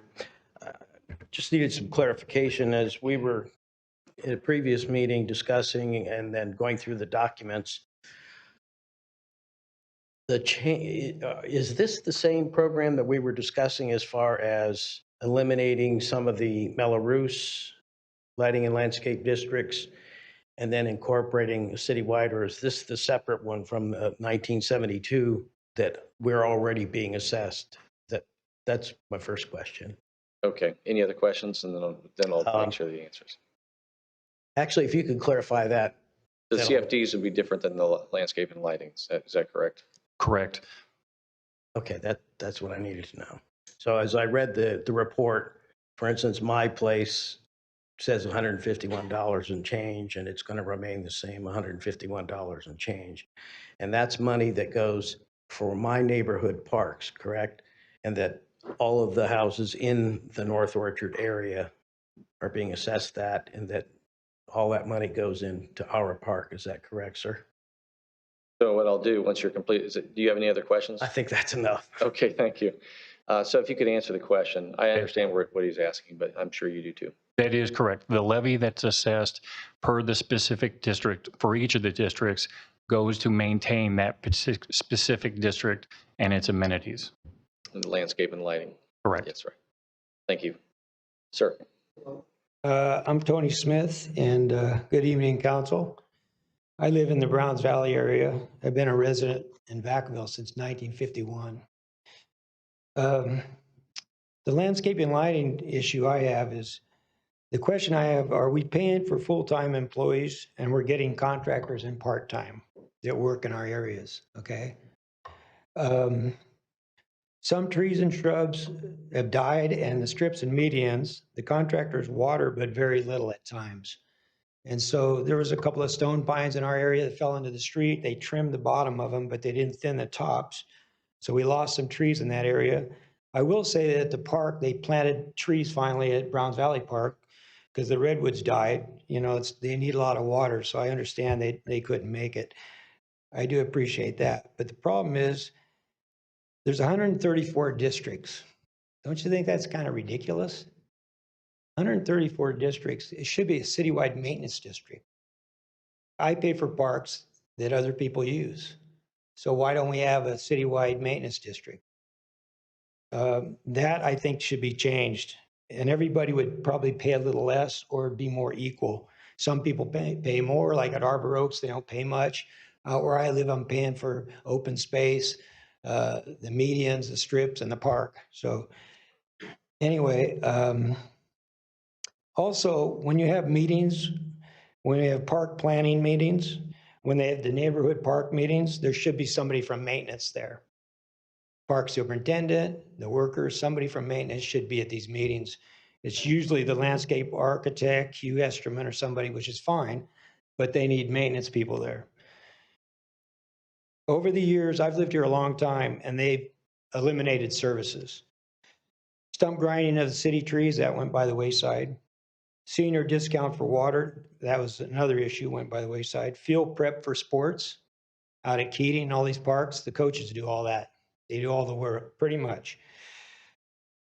There used to be inmates at CMF, and the city didn't want to pay for the guard. We pay for all these other things. The guard had like 12 inmates, trustees out there would work every day, cleaning up, watering, dragging, chalking, all that. I know there's other parks to be considered, but that was a win-win situation. Inmates, and all you had to do is pay for the guard. These are things that you see over the years that happen to all these parks and things.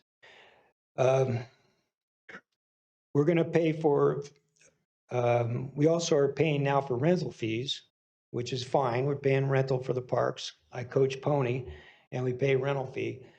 And we'd like to have a little bit more assistance with things. It would help a lot. The coaches we bought the gators with the league, we bought the chalk, we buy all the equipment. So, the city does what they can, and I know the budget's pretty tight. And I would like to see some changes on that kind of stuff. We're going to pay the higher assessments that's coming up and rent all of these parks. And this is national park. To respond to any kind of maintenance issues that are out in the field. As far as the trees at Browns Valley, we finally did get trees to establish there.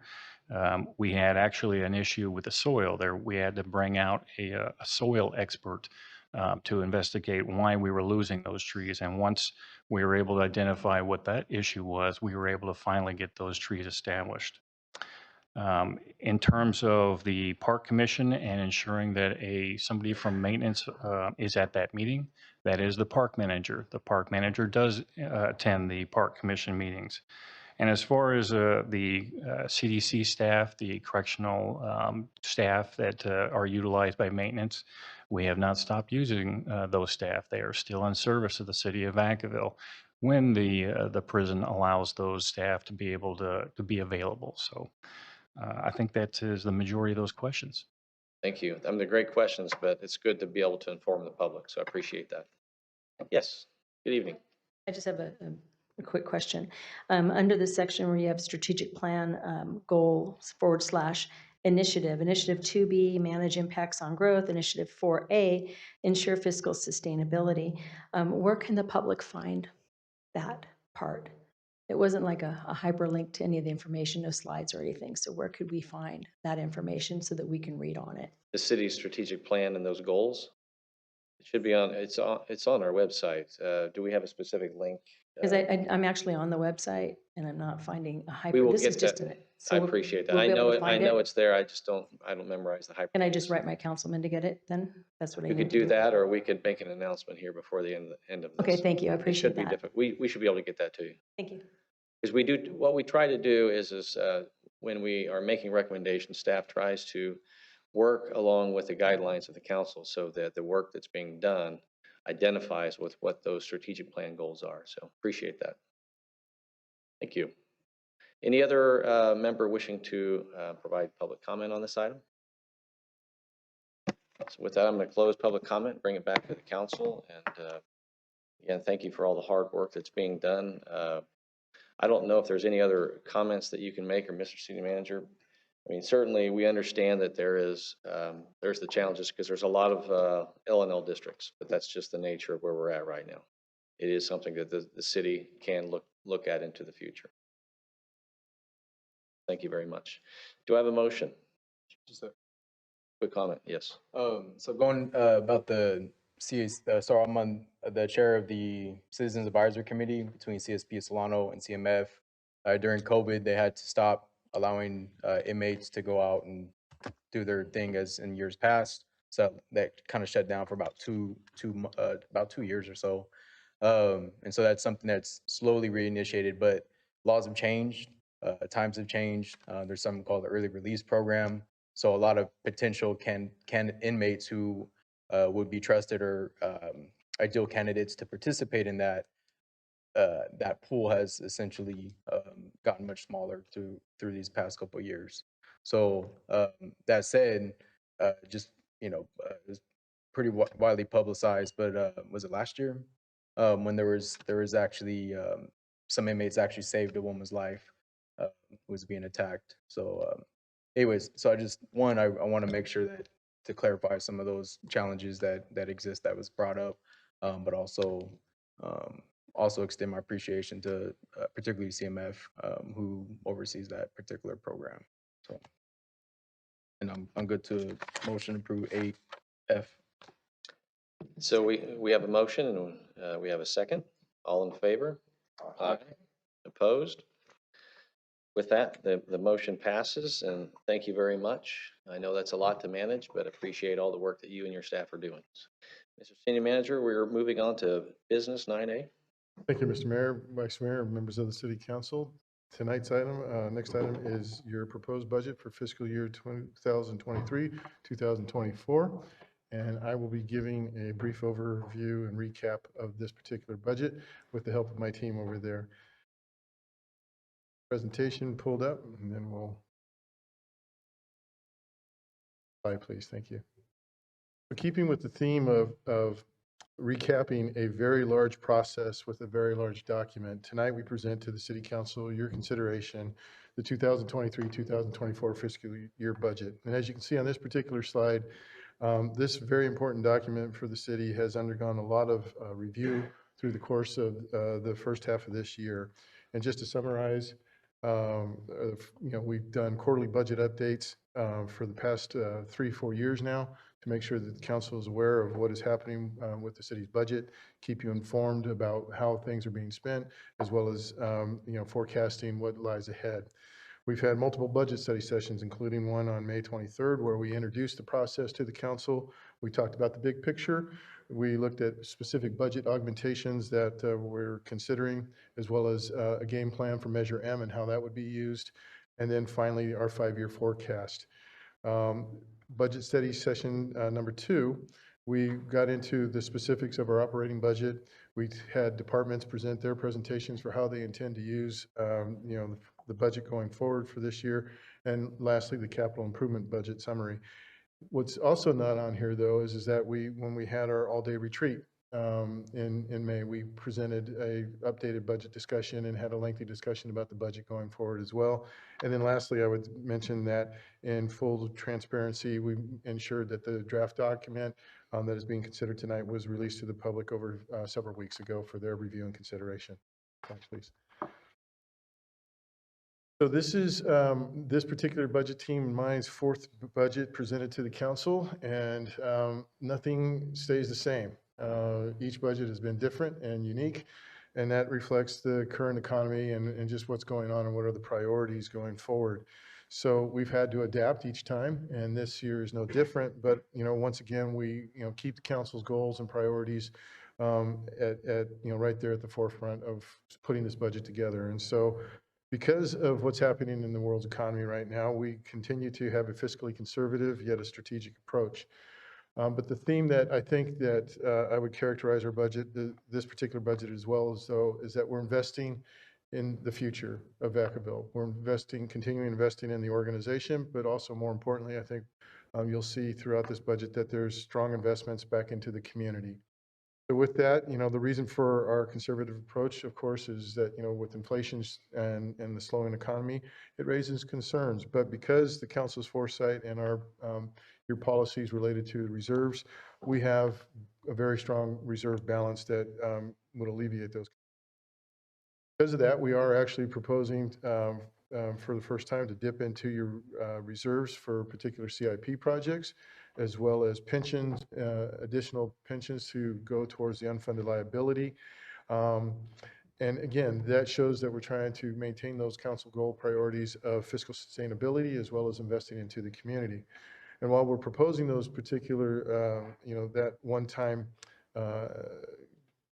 dipping into the reserves, the ongoing expenses in the budget tonight that's presented to you, we do have a balanced budget for you.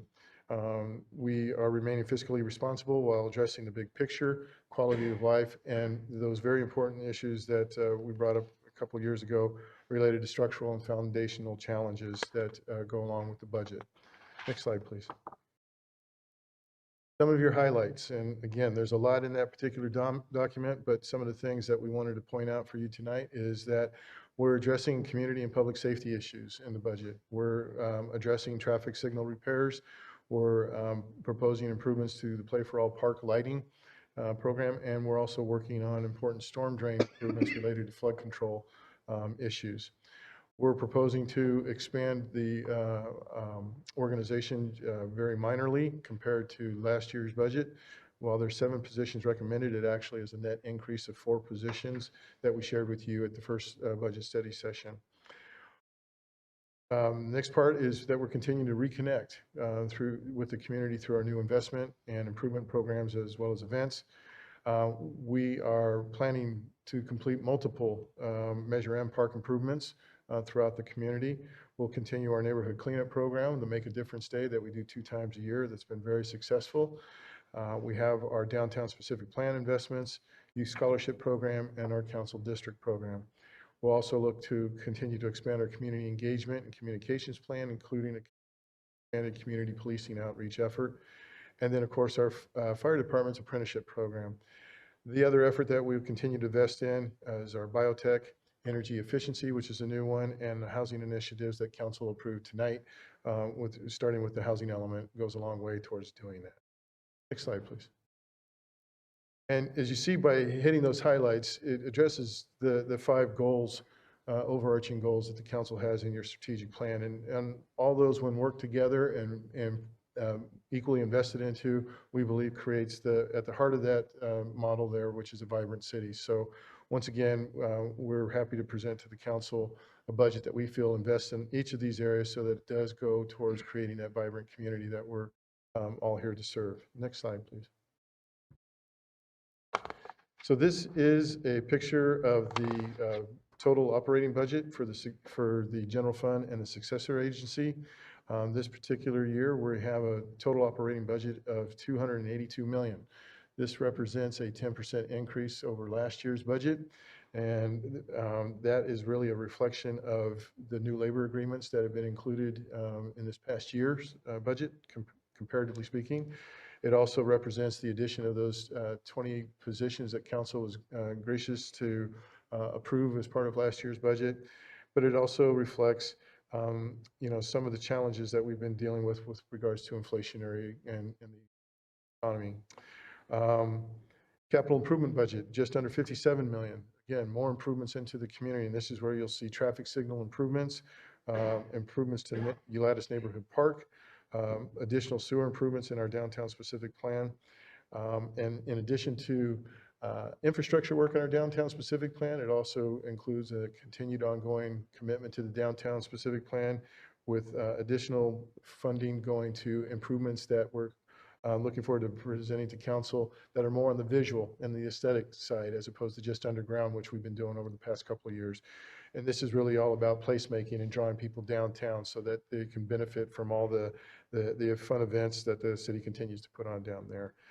And then, as I mentioned earlier, we'll be wrapping up multiple Measure M park improvements this year that we started out a while ago, but now we are intending to finish quite a few of those.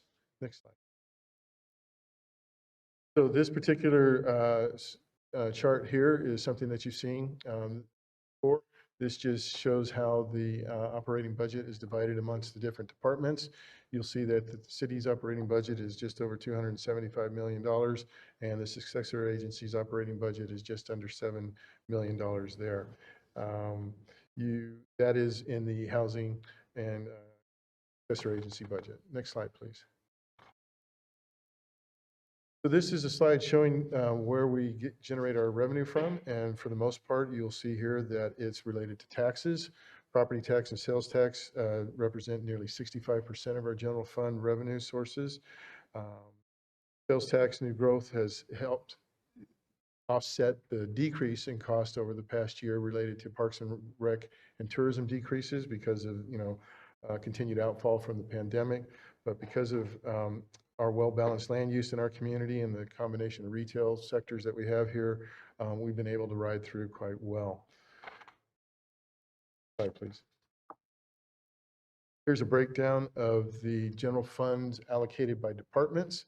For the most part, this remains consistent to the past 4 years in our budgets. There's only probably a 1% change in our Public Works and Park and Rec departments, but all the other departments are fit with the past trends. Just note that you do not see housing and community services as well as the utilities departments on this particular pie chart because those are departments that are not funded by the general fund. All right, this next one is our 5-year forecast. And you'll see that this is an updated forecast, but it's fairly consistent with what we've presented to you in the past.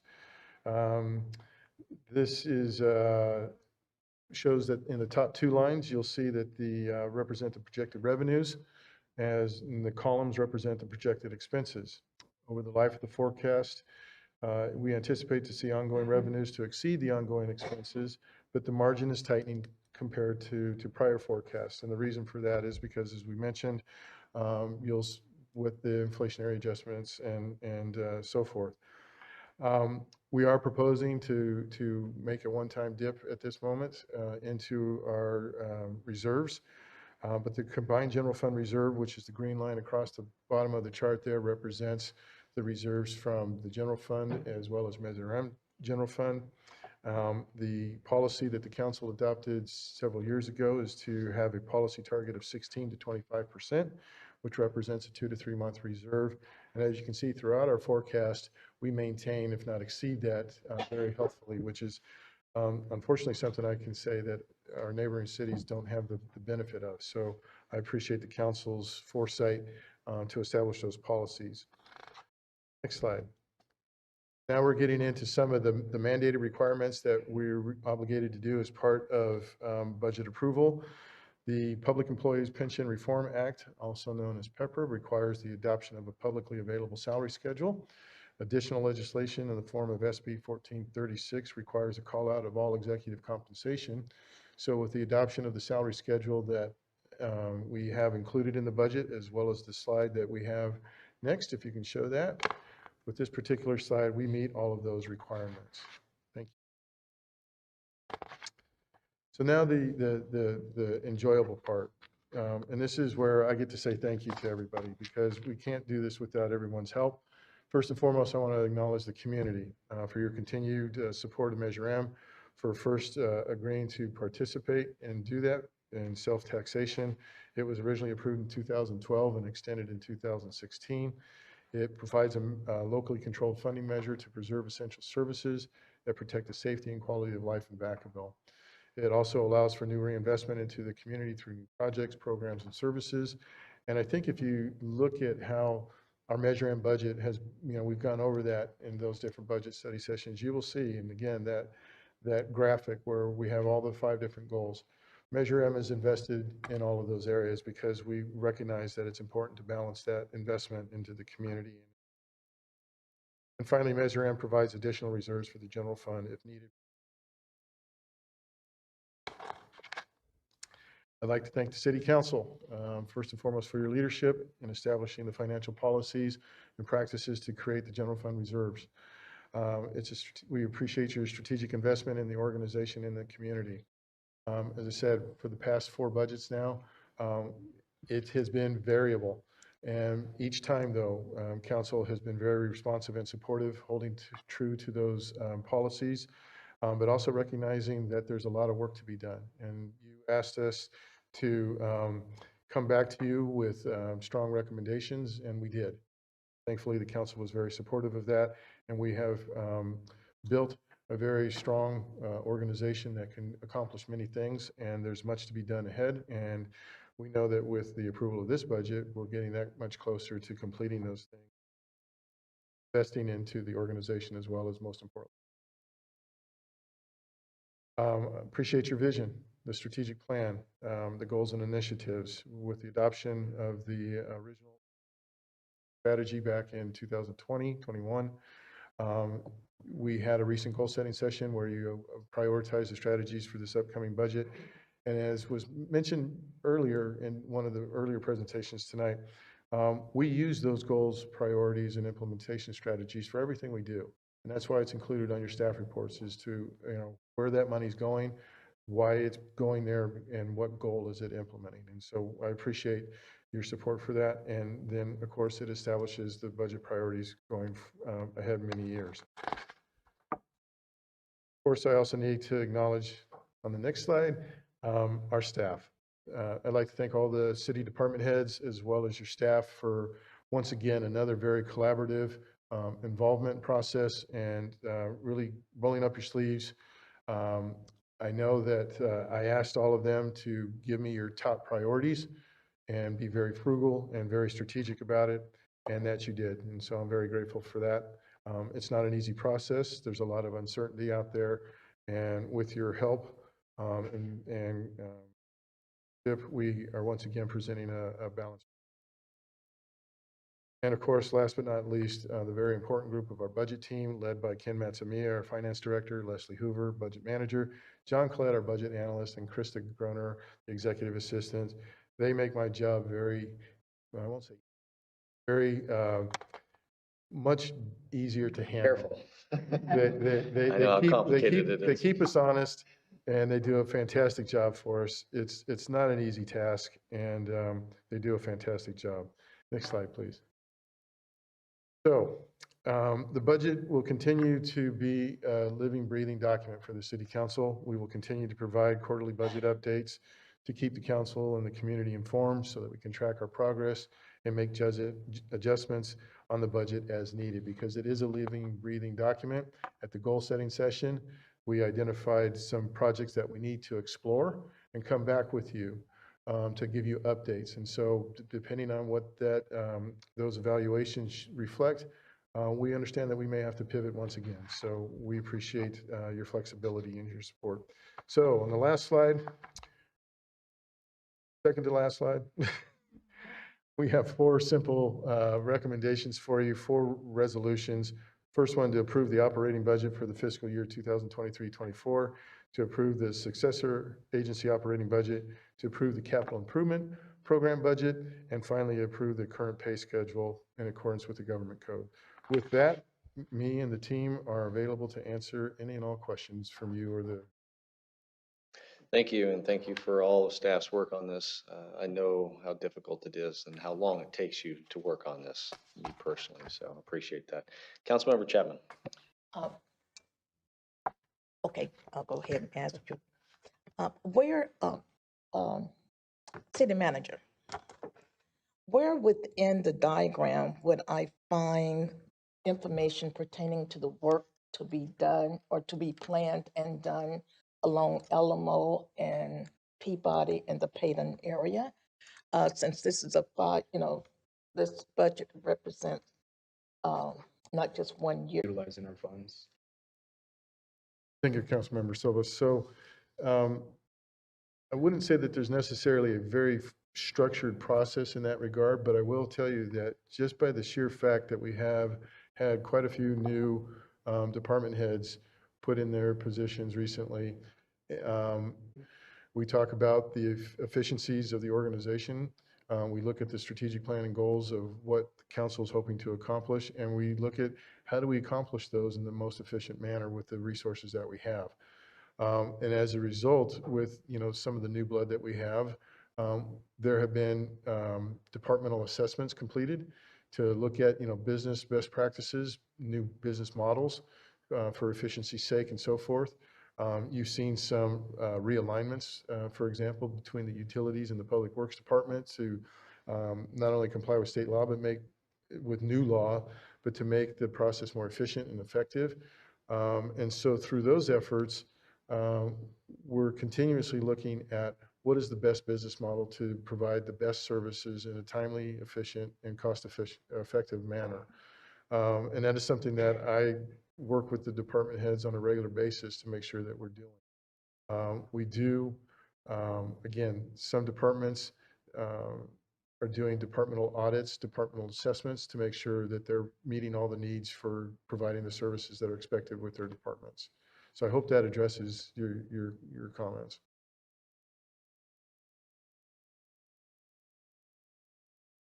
I'm going to open it up to the public for any comment.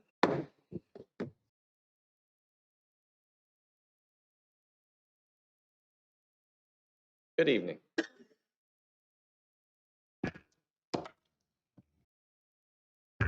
I'm under the assumption that a big purpose of this meeting is to give the public a clear picture. Is that true?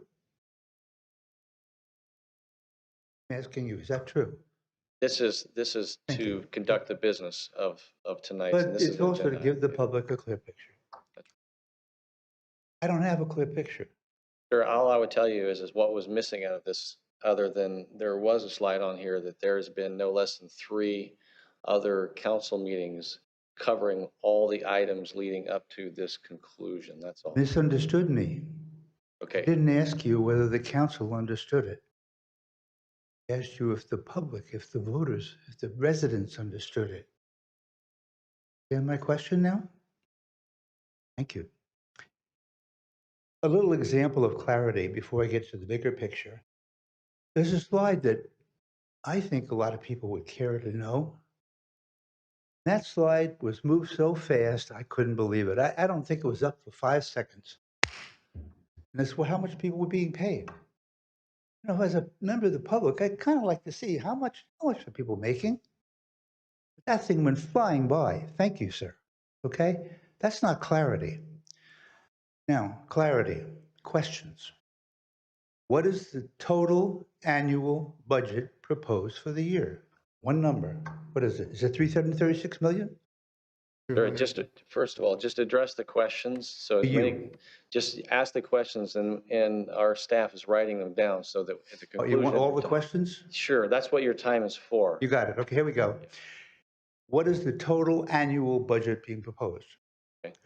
What was last year's total annual budget? You have a reserve fund. How much is it? How much of that reserve fund will you be using this year? Reasonable questions. They weren't answered. In addition, in planning going forward, property values are slightly decreasing. This indicates the property taxes won't be increasing. Sales taxes may or may not be increasing. Yes, on the surface, inflation increases them, but economic issues don't increase them. In your planning, what is your planning regarding an anticipated income from property taxes and sales taxes? And how does that compare to the budget? In common sense, what's my total this year? How much are you increasing it? What's total next year? What do you expect? How much of that money for this coming year will we be using out of that background, that fund? What is the size of the fund?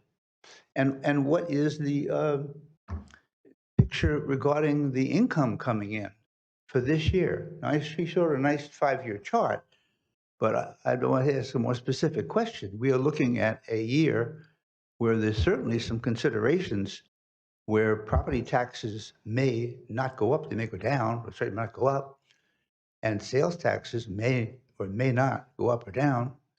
What is your planning on that? What is your estimates on that? Those are my questions, and I think that those are reasonable public questions, and they weren't made clear to the public. Maybe they were made clear. Maybe you guys know them because you've been in many, many meetings. But I say to you again, and I ask you as a question, John, isn't one of the purposes of this meeting to communicate to the public? Is it right? And that was not communicated, and that is basic information. Thank you, sir. You got it? Thank you. You got And it. we're gonna address them and just, I appreciate those questions. You can have a seat. I'm gonna have them take the time to answer some of these questions, and they're all great questions. Right, and all I would add to this is, and maybe our staff will be able to address it, is a lot of those questions do get asked and answered under the former council meetings prior to coming to tonight. That's all. But we can answer some of those questions. Sir, it's okay. We're going to answer some of the questions. Sir, appreciate your questions. Can you answer some of those questions? I can. No, thank you. Thank you for the questions. And so as far as what is the total budget, that is this slide right here. So the total operating budget for the upcoming fiscal year is the $282,481,152. If you want to compare that to last year's adopted budget, that number, Now, listen, sir, this is not a debate. You ask the questions. What we're going to do is we're going to keep some order, and he's answering the questions. And let us ask the questions. Okay? Sure. Sure. Please, go ahead. so the operating budget last year that was approved was $264,616,873. There is another budget on here for the capital improvement budget, that $56,827,054. And so we do adopt separate budgets. So there is an operating budget that gets adopted. There is also a CIP budget, or the capital improvement budget, that gets adopted as well. The CIP budget for last year, you can look it up, but I believe it, okay, thanks, was $40,668,747. So those are the two different budgets that do get adopted, and that's why we have multiple resolution items with this item. As far as there was a question on how much of the reserve that we're dipping into, and so if we can go to the forecast slide.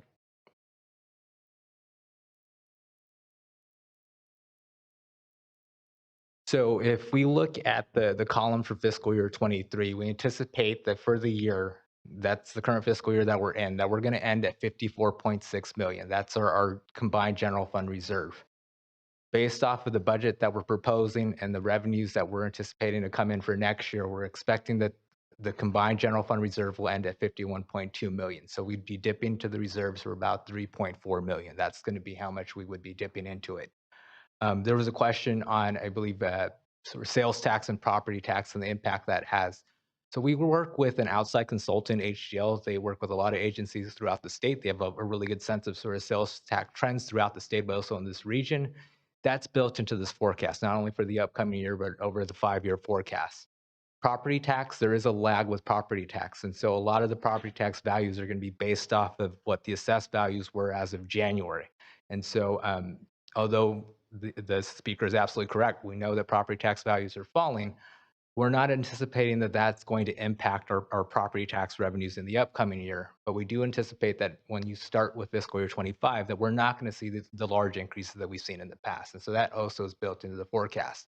And while sales prices are dropping, you are going to have new construction that occurs. And so that is something that we'd also want to factor in as well. I think there was a question on, I think those were the main questions. I think those were the three that I could think of. Sir, just to be fair, did we miss a question? I'm just going to give you an opportunity, just briefly, not another 3 minutes, but did we miss a question? Simple. Yes. That's complicated. Very simple. Question 1. What is the total budget for everything last year? It was 264. Yeah, we'll have to maybe take out a calculator. It's a combination of 282 and 56, yes? That's for the upcoming year. So 338 million. Thank you. Number 1. That's the proposed budget, yes? Yep. 338. What was the total last year? Simple numbers. What was the total? Well, I think you're, and just so I know, and so just address the questions to us. What was the total last year? I think with that, I believe it's trying to understand what the CIP budget was in addition to what you had reported. Sure. So last year it was 265, I'm rounding here, million plus 40 million. Plus 40.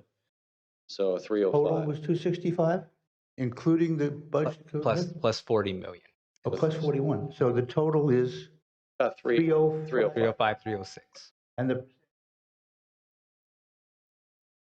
Well, sir, so the percentage is also, it's more complicated than that because there's also the decisions to spend money on CIP projects are going to vary from year to year. So it's not a linear line of just an increase of budget when you're adding CIP. Well, sure. Okay. Well, we'll bring, sir, I'm going to bring that back to the council for discussion, but your question is very much made aware to us, and we have the ability to have this discussion. So, sir, does anybody else want to address the council? Sir, we're going to take a break. If you're not willing to sit down and for us to continue, we're going to take a break. Okay, this stands in recess right now. We're going to take a break at 10 minutes, and then we'll be back in 10 minutes. Thank you.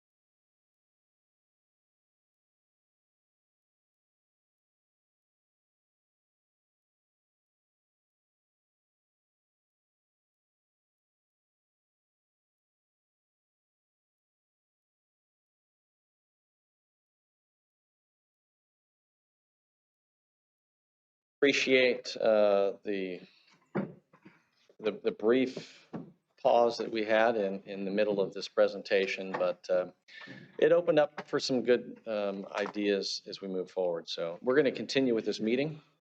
And with that, I will bring this back open to the public comments. So let's just bring that back open to the public.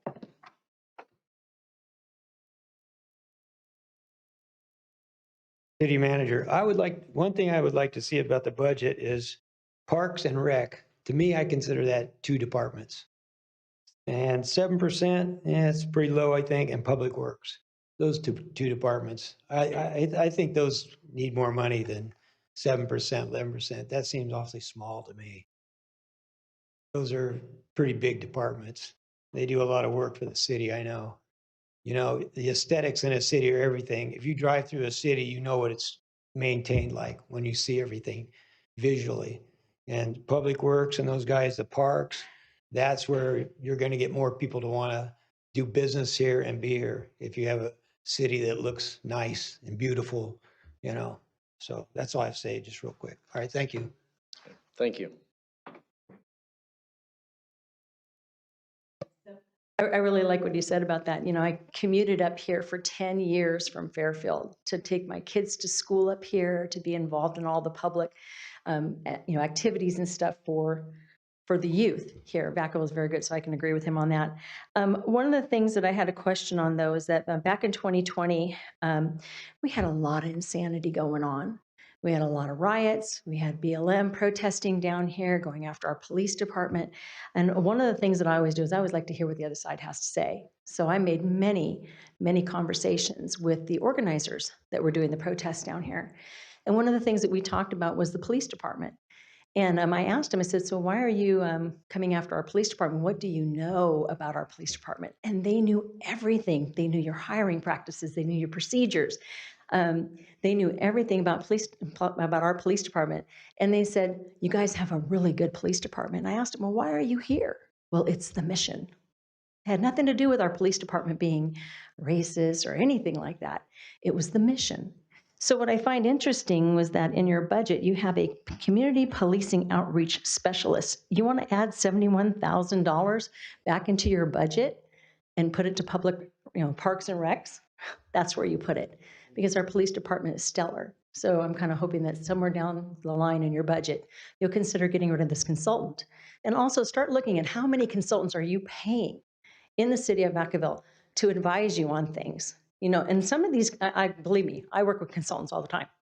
Some of them are really a big waste of money. So maybe you want to start looking in there to pick your budget apart, okay? That's just my recommendation. But thank you for all that you do, because I know managing budgets is not a fun task. So anyway, thank you. Thank you.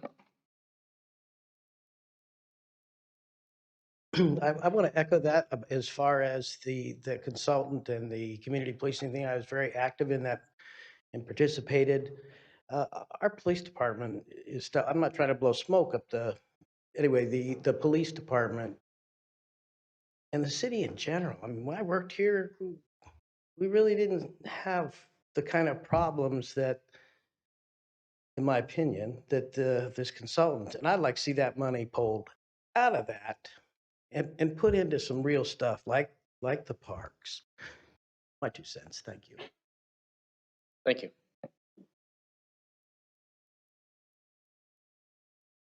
Anyone else? It looks like I think wraps that up. So I'm going to go ahead and bring this back to the council for any further comments on this year's budget adoption. Councilmember Silva. Just some clarifying questions that came up. If people have questions about salaries, where can they find that information on our website? Question number one.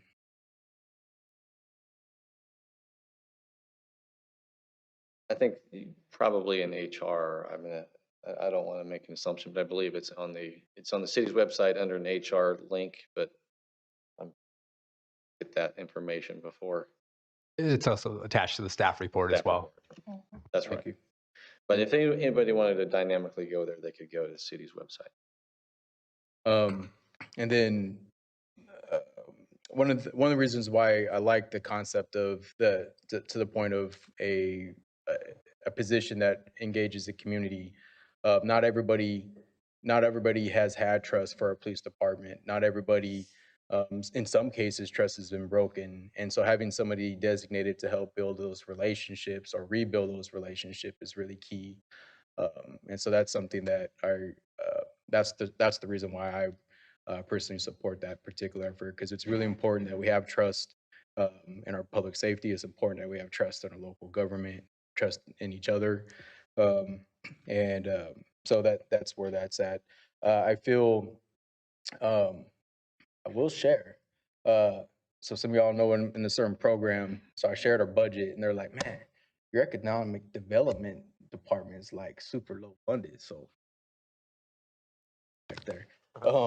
So kind of to the point of Parks and Rec, it was just interesting in that sense. And but I know there's a lot of efforts that go through this to figure it out. And I know suggestions continue to come out on how we evaluate this and how we again ensure that we're being fiscally responsible. So I appreciate all. I'm ready to vote. Right. And I'm not certain, but maybe there is an ability to comment that some of the funding that goes to Parks and Rec, especially on the recreation, is offset with fees. So, I mean, there's more to it than just the simple budget for the FTEs. So, but we do appreciate what we do have here in our community. Vice Mayor Wiley. Thank you for the presentation. On the one chart that has all the columns and everything else and shows the reserves. And so currently, what percent is our reserves? It's because it's really been high. Yeah, so at the end of fiscal year 23, it's above 40%.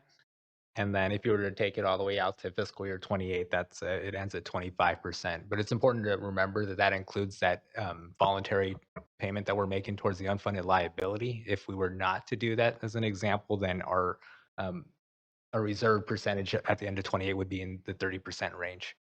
The reason I was asking is I'm going to vote in favor of this budget, even though we are dipping into our reserves, because I believe that the people of Vacaville, we want to spend the money for the people in Vacaville for parks and things that we need. So if we have a 40% reserve, I'm comfortable in taking it down and dipping into the reserves to spend it for things that we need in Vacaville. And even after all the time, it's still at 25%. And what is the required percentage? Is it 16%? It's 16 to 25% is the range, with 20% being the goal. All right, so that's why I'm in favor of this budget. Thank you. And I also just want to comment that it is important that our reserves, I mean, we've been in difficult times in our history, but the fiscal sustainability and also balancing it with economic development, I think, is something that we can be proud of. At the same time, be able to answer to the public for why we make decisions to dip into a reserve.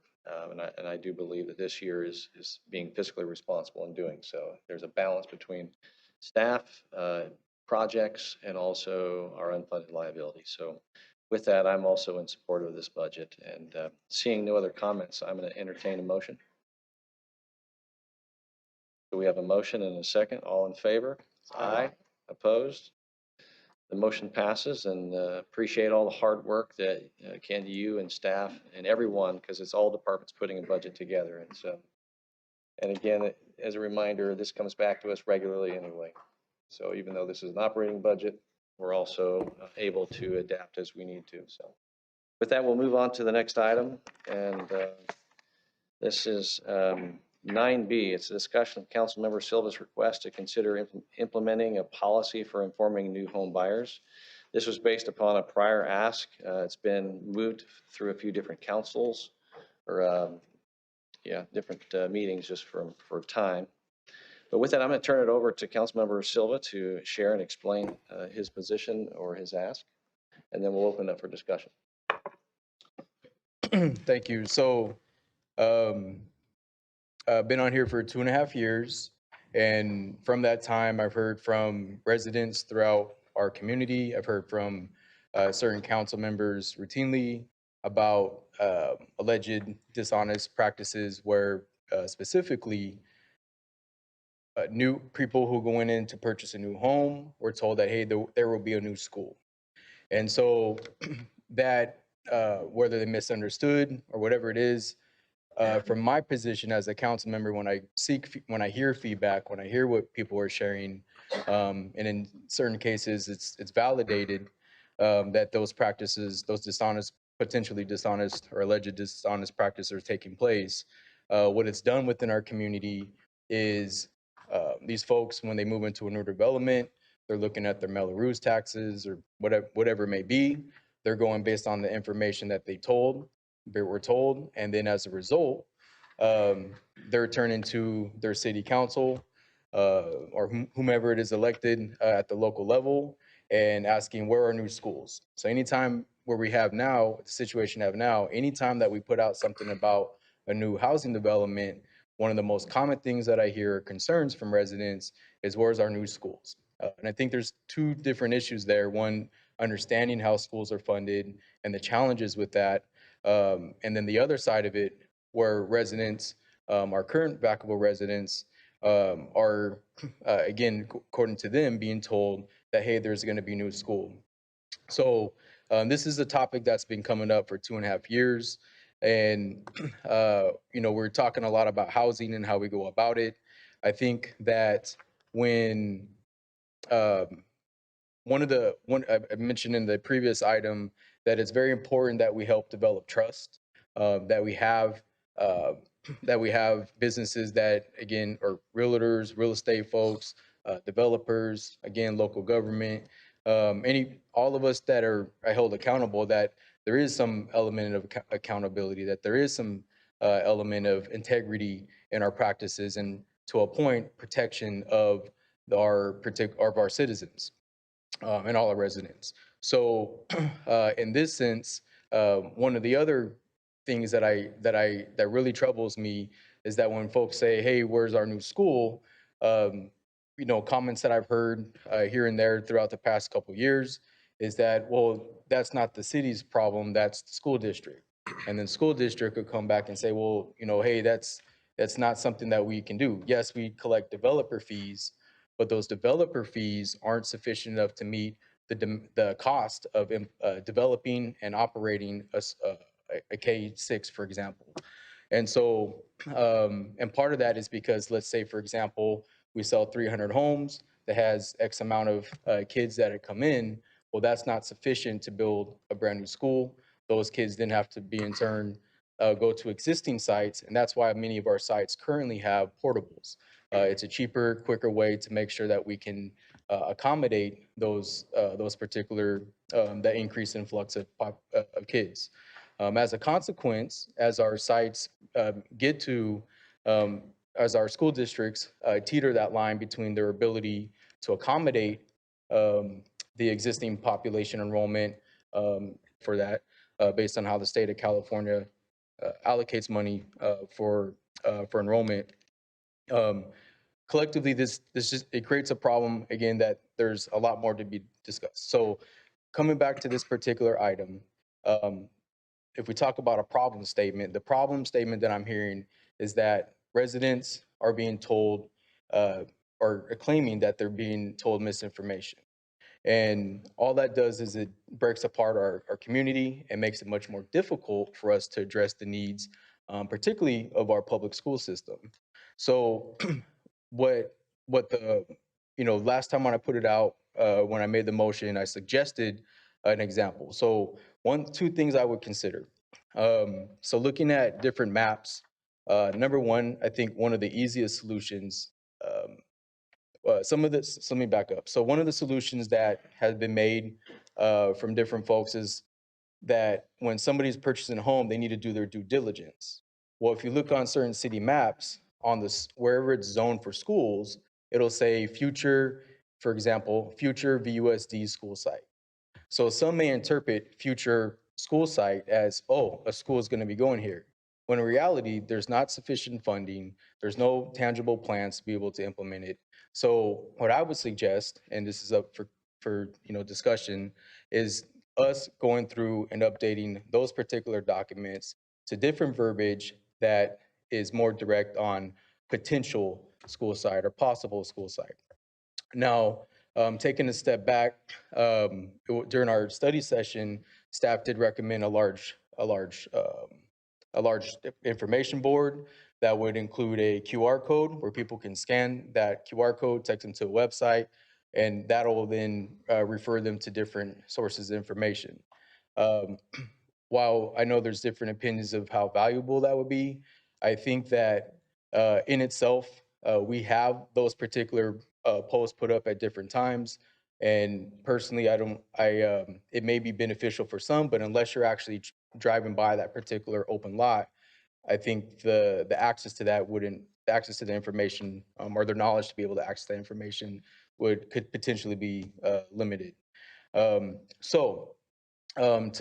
the original or one thought of how we address making sure that people understand what they're purchasing is to have essentially one form that just highlights the actual enrollment status of the schools that are within the boundaries of where they're purchasing that home.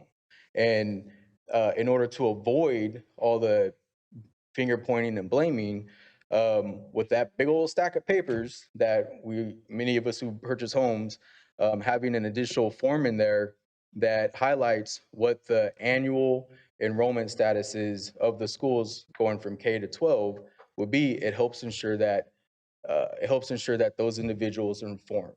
And then when people come back to complain that, hey, I didn't know this and that, I'm sorry you signed this. So we've all kind of been through similar situations.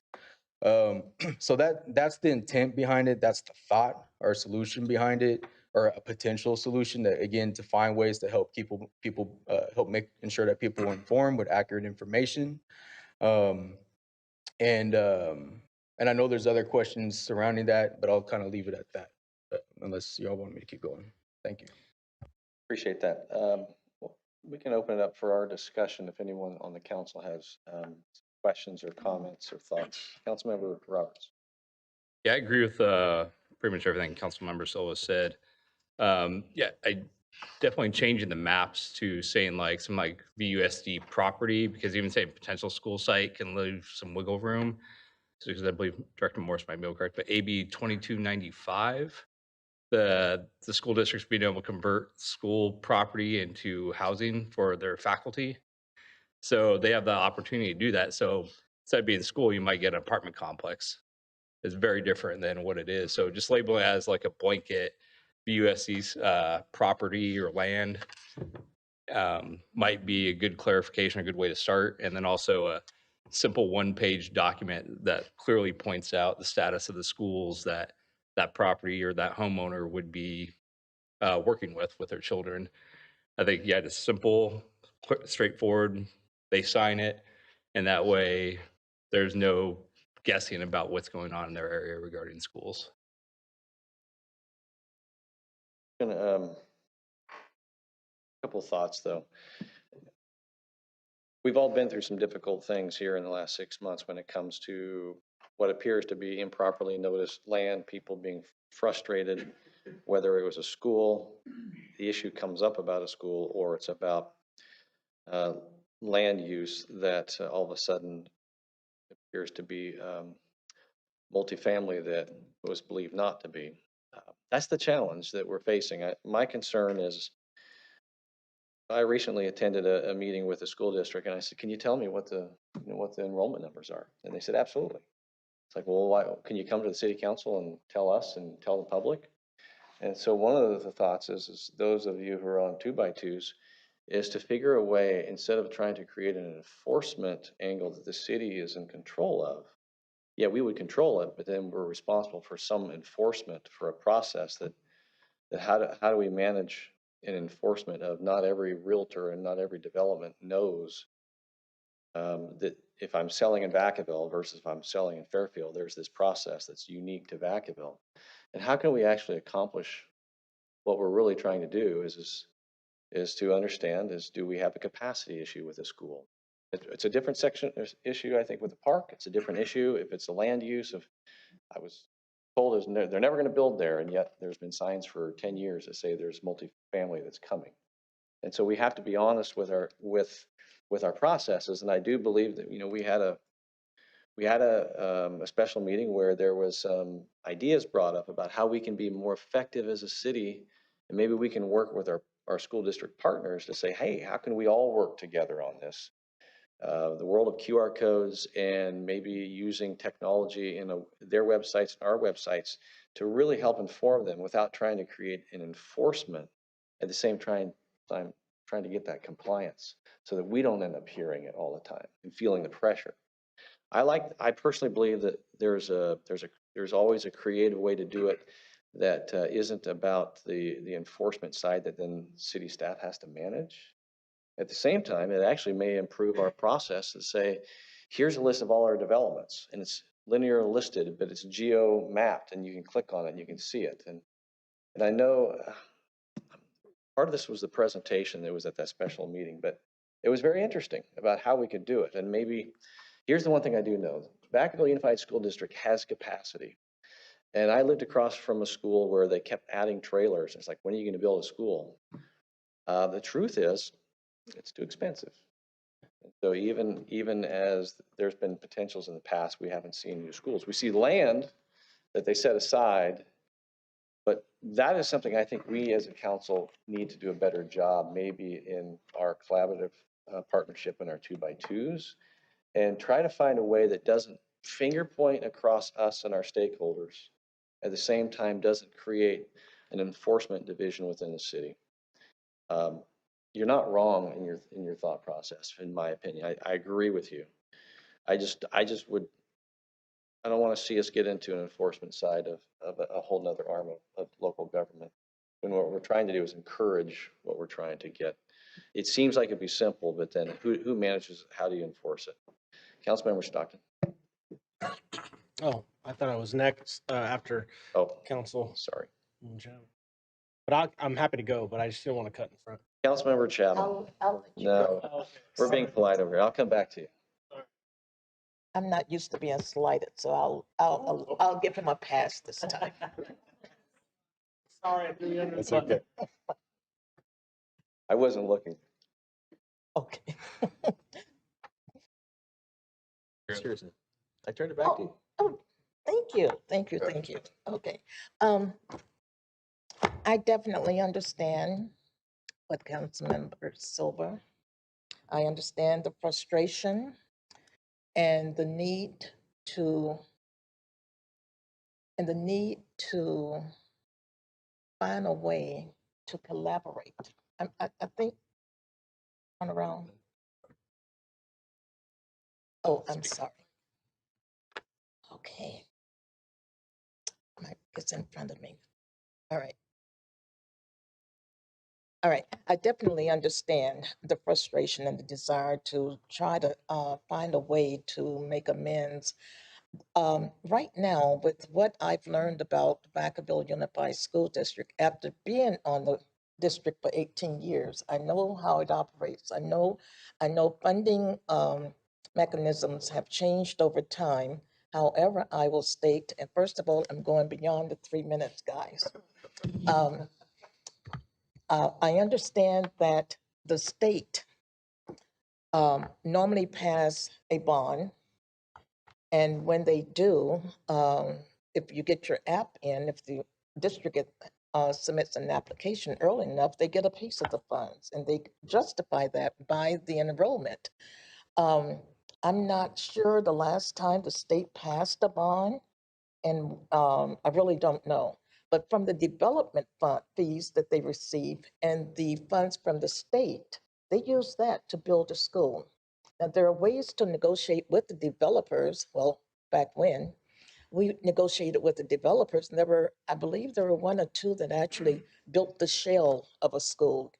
They might have provided the property, the land, and built the shell and left it up to the school district to build out. There was a time when the state didn't have the funds, and that's when all those portables came in. There were portables lined up all over the various campuses. I'm aware at this moment, and I'll speak of a school in District 4, 2 schools in District 4.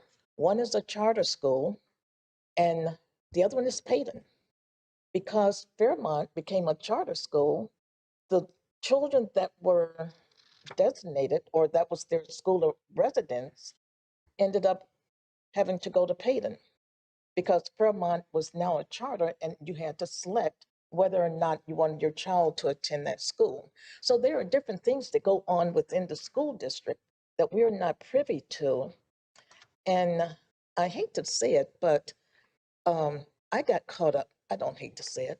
I got caught up in that when we bought our home. We had a piece of property nearby that was supposed to have been left as a, where's Brian? What is it called? Retention basin. And, but it wasn't. They built apartments. They built houses, single family homes, and then apartments on the back side of it. So things change along the way. So part of the responsibility has to remain with the purchaser, the individual who wants to come here. And most people, first thing you do is you look at the school district. You find out what is the education like in the community. And that is part of the part of your determination on whether or not you will buy in that particular area or even in the city.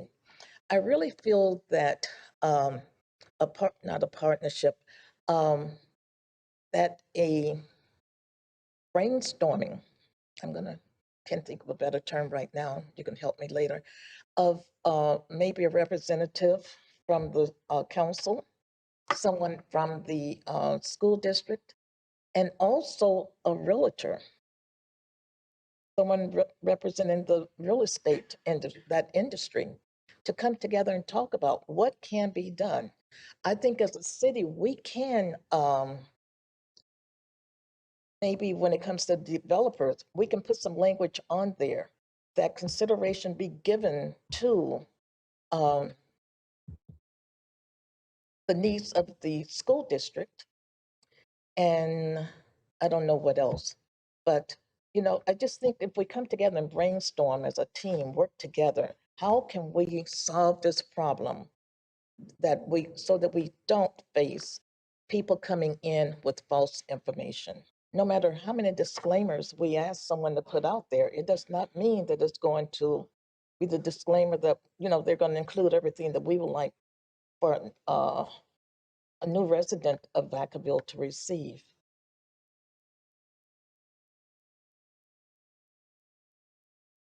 Councilmember Stockton. Yes, wanted to thank Councilmember Silva for bringing this up. This has definitely been an ongoing, continuing conversation about how we can better inform and prepare people that are moving to Vacaville about what they can expect when they make this huge financial investment. Focusing on what we control, I definitely think we should change the language to something along the lines of with a date that says there are currently no projected plans to build a school on this site. I think it needs to be very, very clear. I also would just like to ask staff when you're negotiating development agreements with some of these developers that maybe we include language within them about posting requirements, notifications, and things like that. I think that our local realtors, you're signing hundreds and hundreds of documents. I don't know how we're going to slip that in or if it'll have the effect that we really want. I'm not opposed to it. I just want the result. And I think that if it's mostly in new development or new communities where people have these dreams of walking their kids to school and they're sold this pipe dream, which is we know to be unrealistic for the most part, I would say. So I would like there to maybe be some language in future negotiations or at least a consideration that staff makes some sort of attempt while having those conversations to include postage within the sales office of some of these new places, maybe like the QR code in the office and or at the site of the potential school, if you're going to put that potential school in there or school property. But I do think that this is an area where a lot of us are passionate about trying to make sure that we're building strong communities with the amenities and the things that we want in them, parks and schools kind of hand in hand. And so if we give people realistic expectations, I think they're still going to want to move to our community. But I think there's less likely to be truly upset about making perhaps the largest financial investment of their life if they are under the assumption that something's going to be there that's likely never going to be. So that would be my ask. Councilmember Ritchie. Thank you so much. I just wanted to kind of piggyback on some of the comments. It's, in full disclosure, I gave Mike a call ahead of time because I want to make sure I was very passionate and I really want to support what he's trying to champion because it's a mountain to really tackle. But my main concern was I've heard the language. We're missing something that's very dangerous. I mean, besides accountability, what roles we take as a city, what roles the California Association takes. California Association of Realtors. Okay. There's national, California. I could put on my council hat. I'm on a school board, and also own a mortgage company, so I'm a realtor broker. So 3 hats all in one. We're not mentioning 2 main groups that are very distinguishable, and doesn't matter in California. We're only talking about new. The same liability comes from anybody that's buying an existing home. There's no differentiation. When you pay your taxes to the city, they don't care if it's a new home or an existing home.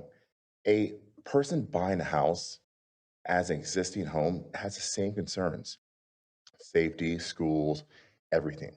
So we have to really make sure, we have to get out of the mindset, just new home, new home. If someone's moving to Vacaville, they bought that home. Maybe that's the house they can afford, the right neighborhood. They thought they were going to buy a house in the Orchard area to go to Orchard School and find out, oh, shoot, my kid can't get in because it's full. That's the same problem as a developer and selling someone a pipe dream that something might happen. But what I really warned Syl about is there's a huge HUD violation that we would keep down this path if we don't address it. Because we're not mentioning 50% of the pie, a renter. Someone renting a home has the same right to have their kids go to a school, be safe and secure in our community as a homeowner. There's no difference. HUD does not distinguish the difference of housing, ownership, renter. So we're only focused on ownership.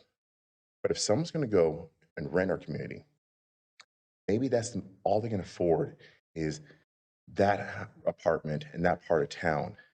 And they find out, my God, I'm a single mom. I have a hard time getting my kid to that school. They are as much impacted as someone buying an $800,000 house to find out that that school's not going to be there for 10 years. So we need to kind of expand our horizon, understanding this is a big task. Every single transaction in the city of Vacaville will be affected by this. If you're renting, you need to know where you're going to rent. Is there availability for my kids to get safely to school? Where's close to school? How to get to school? Public transportation? Is there not? Ownership, existing homes, new homes.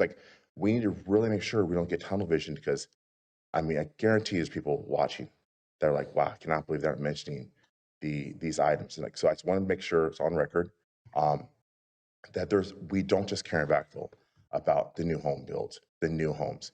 Every single person has the same right to home ownership, safety, and access to schools in our community. So we got to make sure before we go one step further, it's a big task. So who's going to take the onus if an existing home sells? If it's a private, so what happens if I own a home and I rent to a private individual? Am I not liable because the city of Vacaville didn't inform my renter? So there's a lot of implications that can happen. So now we have private property rights. So now you're in trouble because the person you rented the property from is going to sue you because they didn't realize that the house that they rented from me for a year isn't going to allow their kid to go to school across town. There's a lot of complications that come from this. We got to really think deep because we can take ownership of a really big problem. So we need to, I think the best thing to do is we need to have faculty advice come to the table. We need to have the charter schools come to the table. Vacaville Christian, Travis Unified, and figure out what is a live living document where they can scan a QR code, like hyperlinks. Hey, you go to here. If you're in this part of town, you need to kind of focus on these schools because there's private schools too. There's public schools. What about daycare? A parent might thought, well, I thought this daycare was open for my child. And so I think we really need to make sure that whatever one document we handle, if it cannot address all the needs, we need to take a step back because we got to make sure that I really appreciate, I see documents every day, disclosures. There's 100 documents because everyone's from a lawsuit. And I deal with it every day. I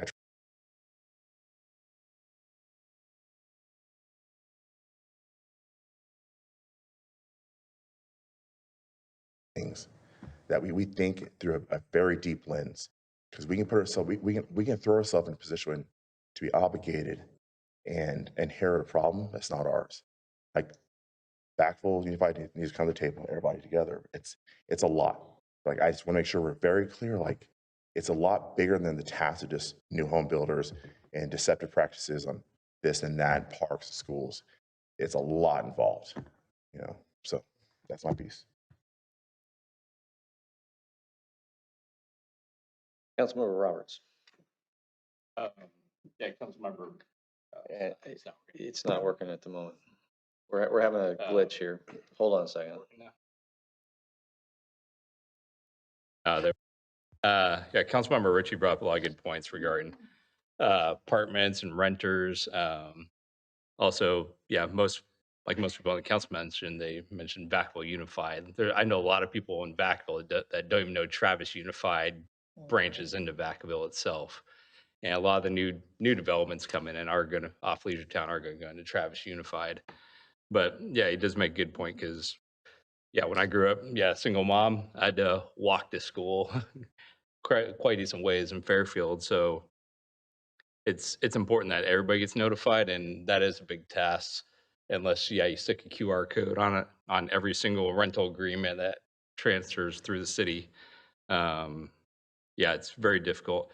I'm not opposed into looking into options and how it can work, like working with realtors, like what's an easy way to present this information.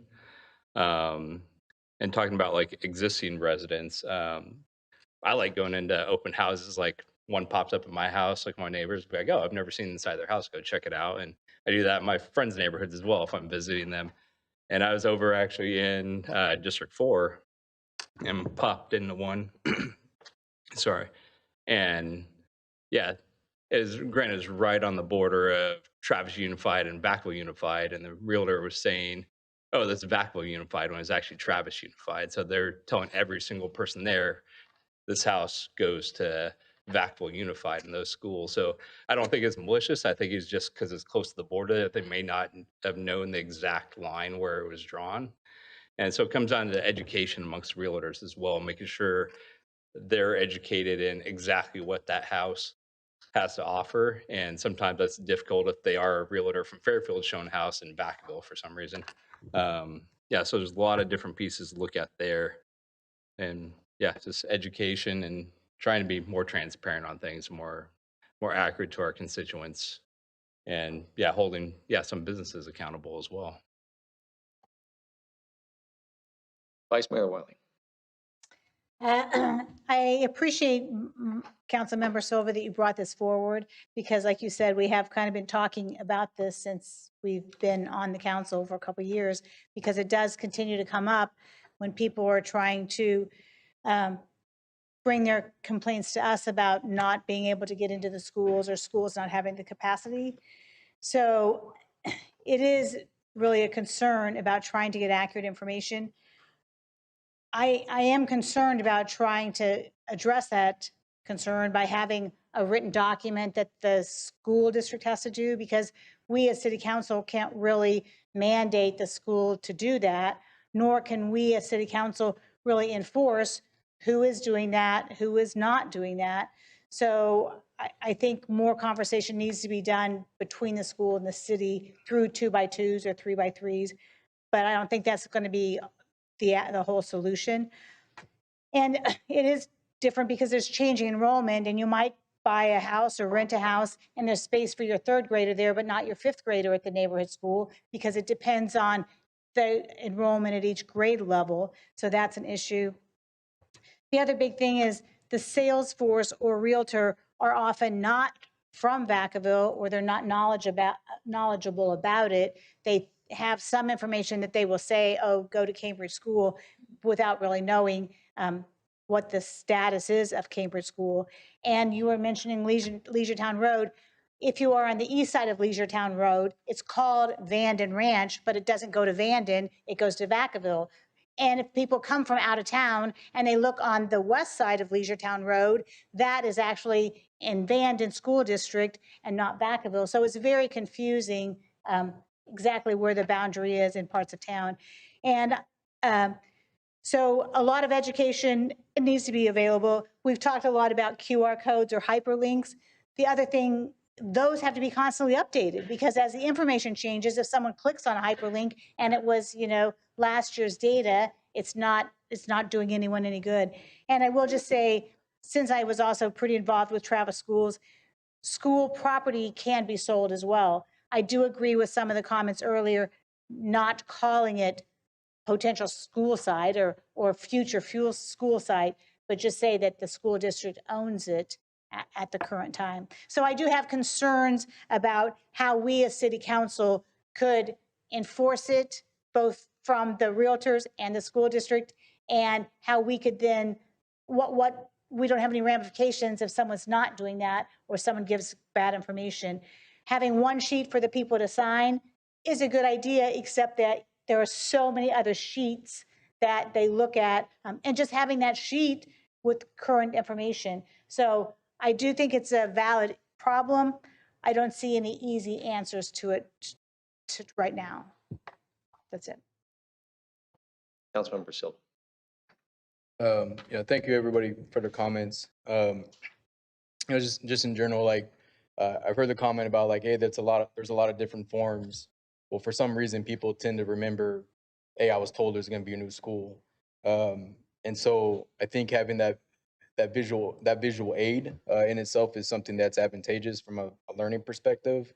One thought of how when we talk about accountability and to minimize the impact on staff is whether or not someone who continues to implement dishonest practices within our city, that's something between the homeowner and the whomever they purchase it from. And let's say that's not a criminal offense, but if it's something that they take through civil litigation and prove that, yeah, in fact, they were, going through the civil litigation, that's something that they violated. If they offend that again in the future, then maybe it's something that we can not continue their particular business license or something to that effect. So it's something that in that respect is something minimal. I don't think my intention wasn't to find a one size fits all solution to it all. It was to hear, I've taken in the feedback from our community. I've taken in the feedback from our council members. I've taken in the feedback from our school districts. And the question is, how do we start showing the folks of our community that we're actively doing our best to address it while rather than just kind of passing it off for the next cycle, the next year. So that's kind of there's some other things, but so where I'm kind of at with this, we still got to do a public comment. Yeah. So kind of this is where I'm kind of suggesting things, and I don't know if anybody has any comments on this from the public, but what I would suggest us to consider is maybe, I don't know if we could do like an informal poll to have staff bring back the updated verbiage within our maps.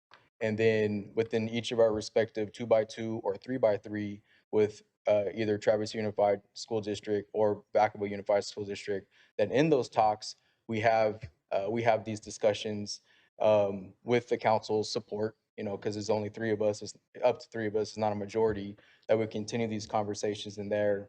And if something comes out of it that's doable within that particular, those subcommittees, that is something that public have input on, and as well, obviously, as well as the council. All right, I'm gonna go ahead and open up to the public comment on this item. Good evening. Good evening.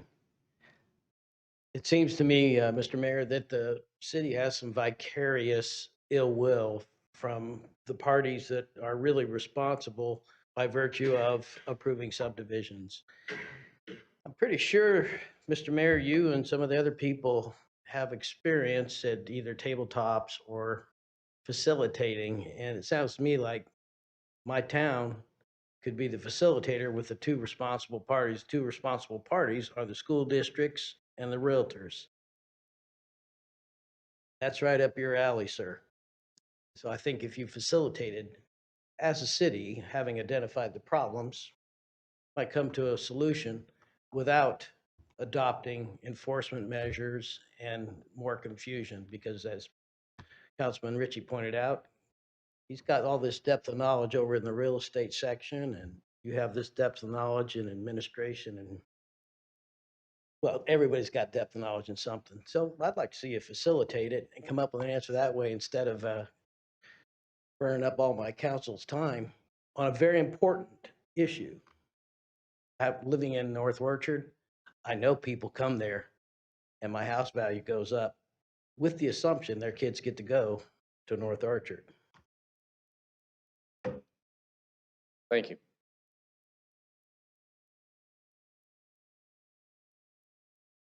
Seeing no one else, I'm going to go ahead and close public comment on this and just bring it back for any final thoughts.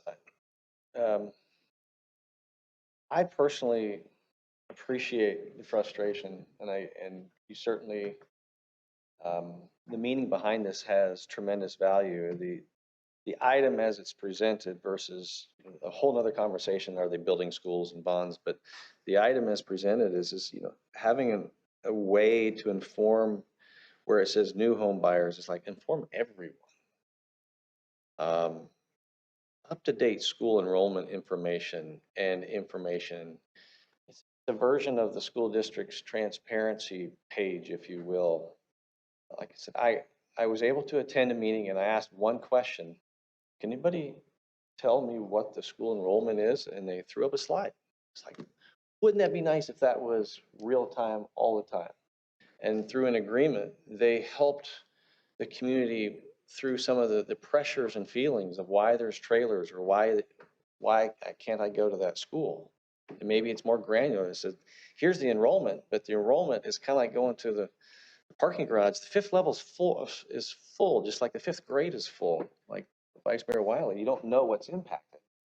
I just believe that there's an opportunity to both help the community, help families, but also strengthen our relationships with our school districts, and not only identify a solution to this in 2x2s or 3x3s, but find greater ways of collaboration between the school districts so that we're not feeling the pressure of the homeowner wanting information and everyone's pointing the finger at each other. It's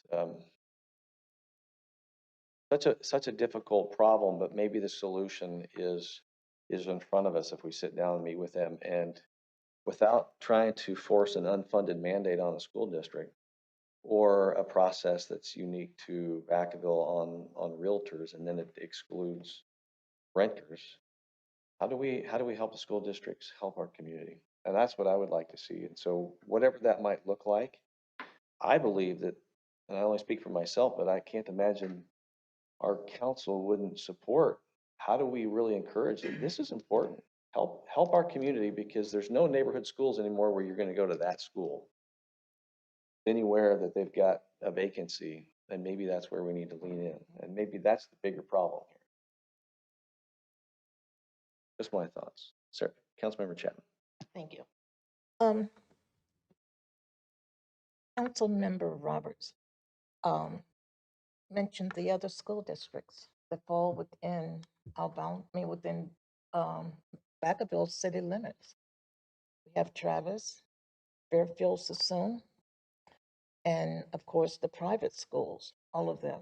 So, up until Councilmember Roberts made that comment, I'm thinking about Vacaville Unified School District only. But we would need to communicate, because growth has taken place in all of the districts. And when I was talking about the portables coming in, it wasn't only waiting on funding, it was due to growth at the time. And if you don't have enough high schoolers in those developments or moving into those communities, then we go through periods where homeowners, home buyers coming in, their children are either primary grades, middle school, or high school. And oftentimes we run into to that period, into that time. See, you didn't tell me to turn around. we run into the growth taking place within those certain grades. And so that's another reason for portables coming in. But if we, first of all, I feel that we have to be careful and stay in our lane. That's one thing. However, I feel there is a need to communicate with the other districts. If we go further with this, we need to know how can we help them to communicate better. But with that, I'm going to turn it back over to you, Councilmember Silva.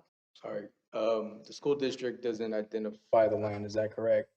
So that therein lies the challenge, like helping the school district can be like, we have to be a part of that process. That's the feedback that we continue to get. We create the development agreements. We manage all of that. Yes, at some point there's input, but as we heard, there's at different points when the input is given, at that point it's quote unquote a little too late, is what if I quoted that too late correctly. And so, but that said, the whole goal for this today, because I know I've gotten certain messages through emails and calls and texts and whatnot. There's nothing to approve tonight per se. The ultimate goal is to really understand where council sits, how serious we are about trying to find some type of solution, and the path forward to that. To me, I think that the simplest one is to update our verbiage.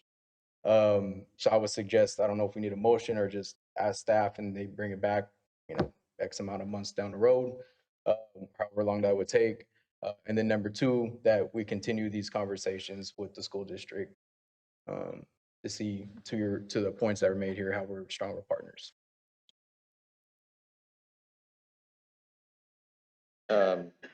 I think that's with the development agreements. So when they set aside land for where schools are going to go.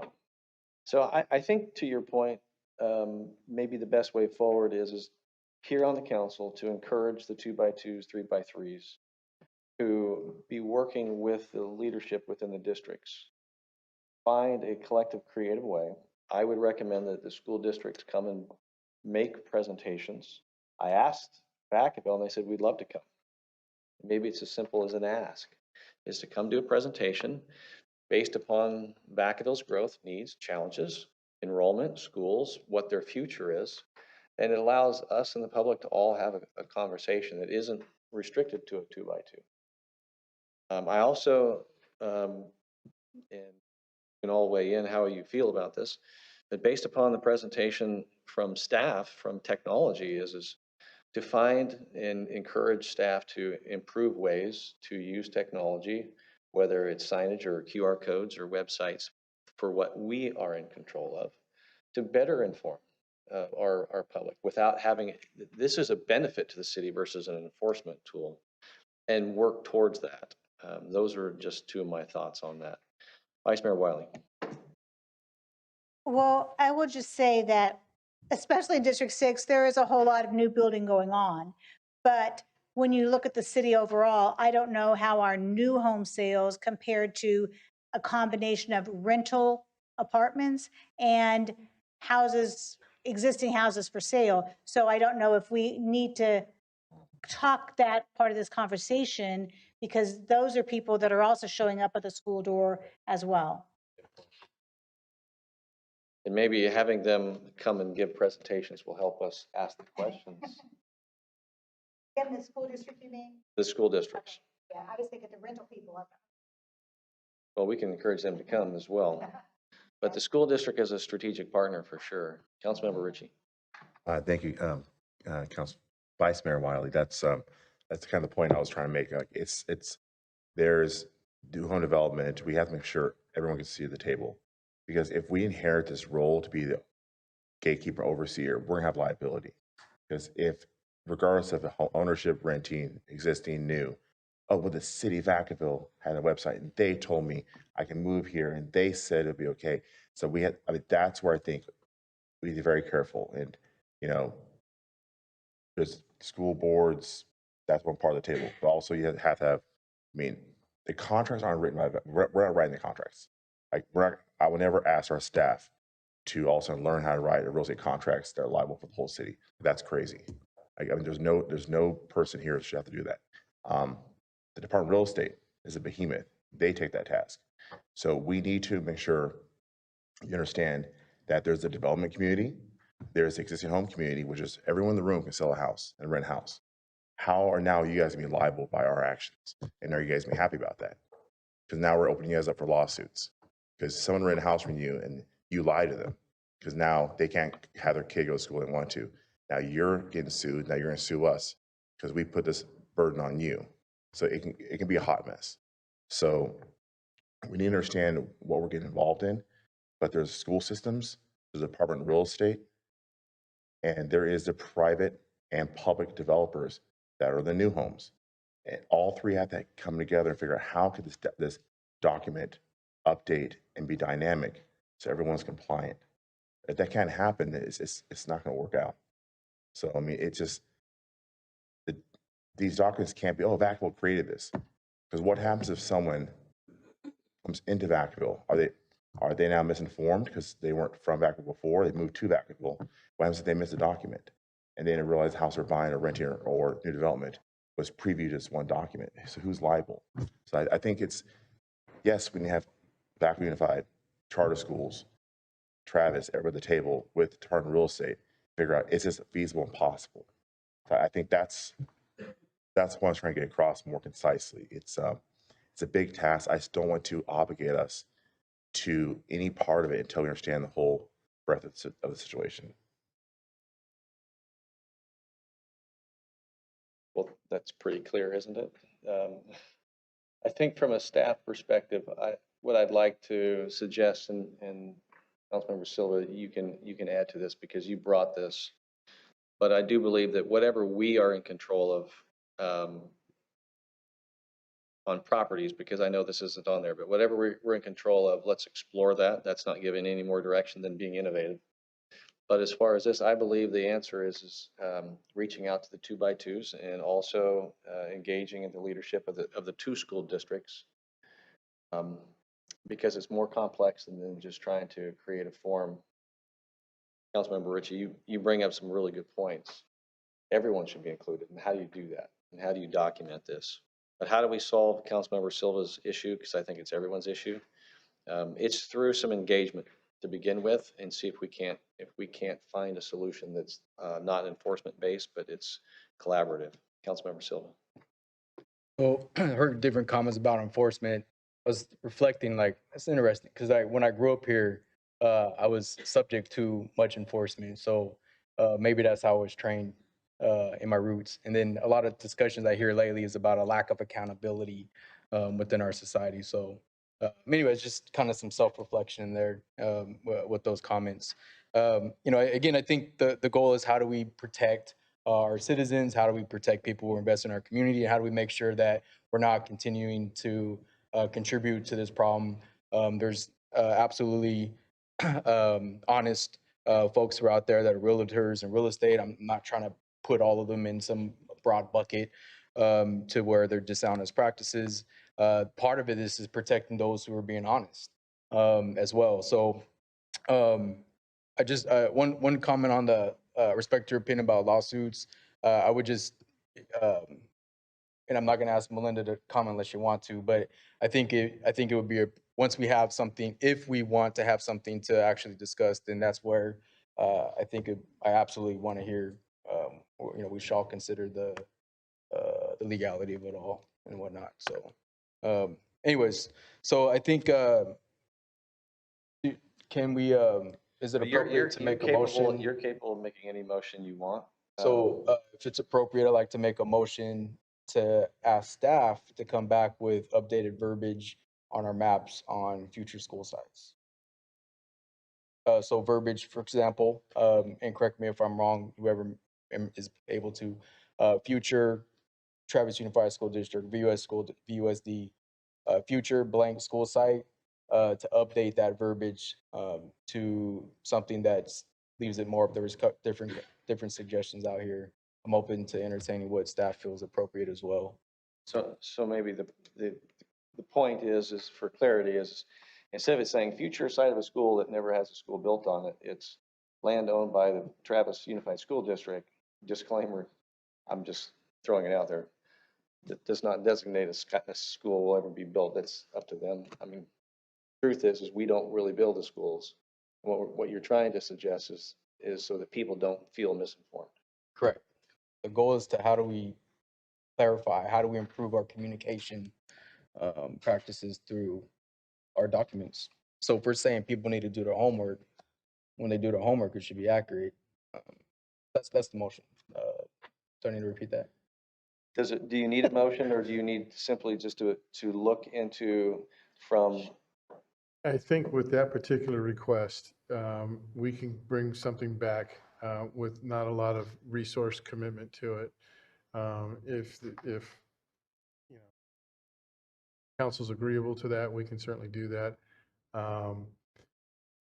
It's when it starts going beyond that I think it gets into more resources that I would like to ask for a motion if that were the case.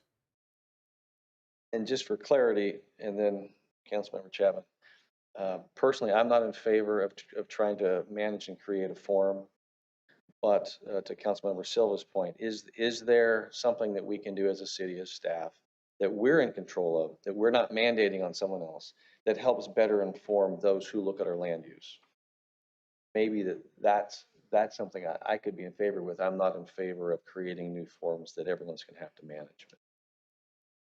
Councilmember Chapman. Thank you. A while back when Aaron was presenting, I had asked whether or not during the developer agreement, when you were going over that, whether or not there was a representative from the school district in attendance, and you affirmed that. Maybe that's one area that we do have some control, is that checklist was a representative from the school district in attendance during the development agreement. And can we ask something to be added to the development agreement as far as, I don't know how I know they have disclosures they're mandated or they're required to make. Mr. City Manager, do you have a comment on that? Oh, I'm sorry. No, I'm waiting my turn, so. You got my dialogue, you have my question, then you go ahead. I believe so. So Okay. development agreements are definitely a valuable tool to incorporate above and beyond provisions. The challenge here is that with the conditions, with the existing subdivisions and specific plans where we have existing development agreements, it's pretty difficult to go back and ask for new inclusionary requirements. It would, at a minimum, it has to be mutually agreeable to both parties involved in that. And at this point, you have multiple parties involved because the original development agreement was, when the property was vacant, and now it's being subdivided and developed. And so going back and getting all those assignees to agree to that would be challenging. Going forward, we can certainly explore something like that. And I think honestly, we were on the cusp of getting to something like that when you all were talking about the North Village project.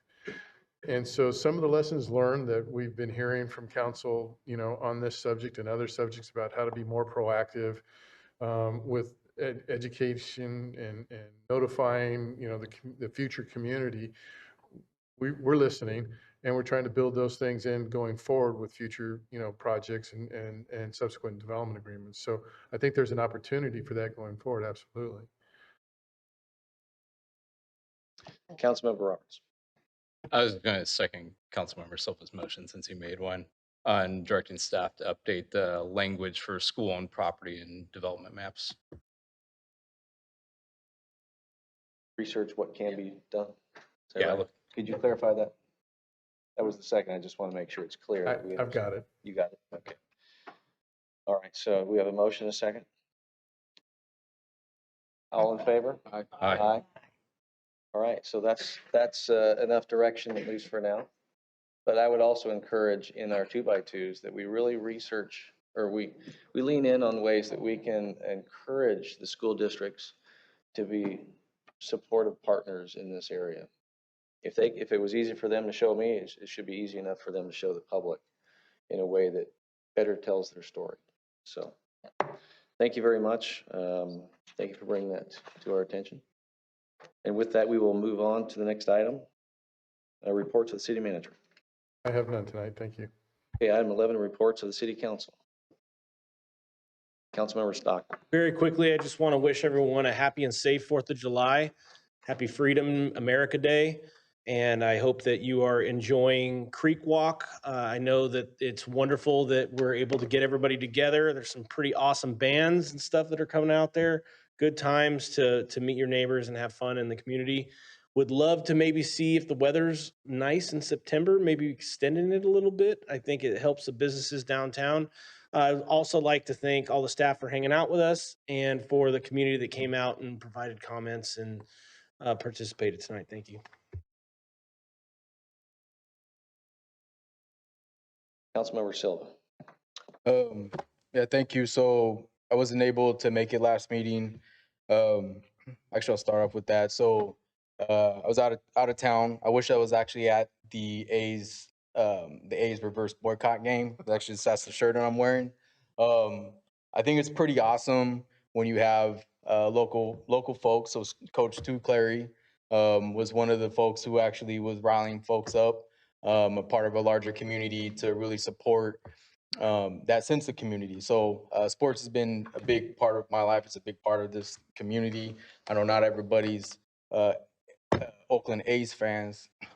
Raiders is a complicated relationship, but that I have, but that's a personal issue. But you know, I consider folks like Stu like this Vacaville treasure, and he anyway. So I just wanted to appreciate that these sell shirts, they were crowdsourced.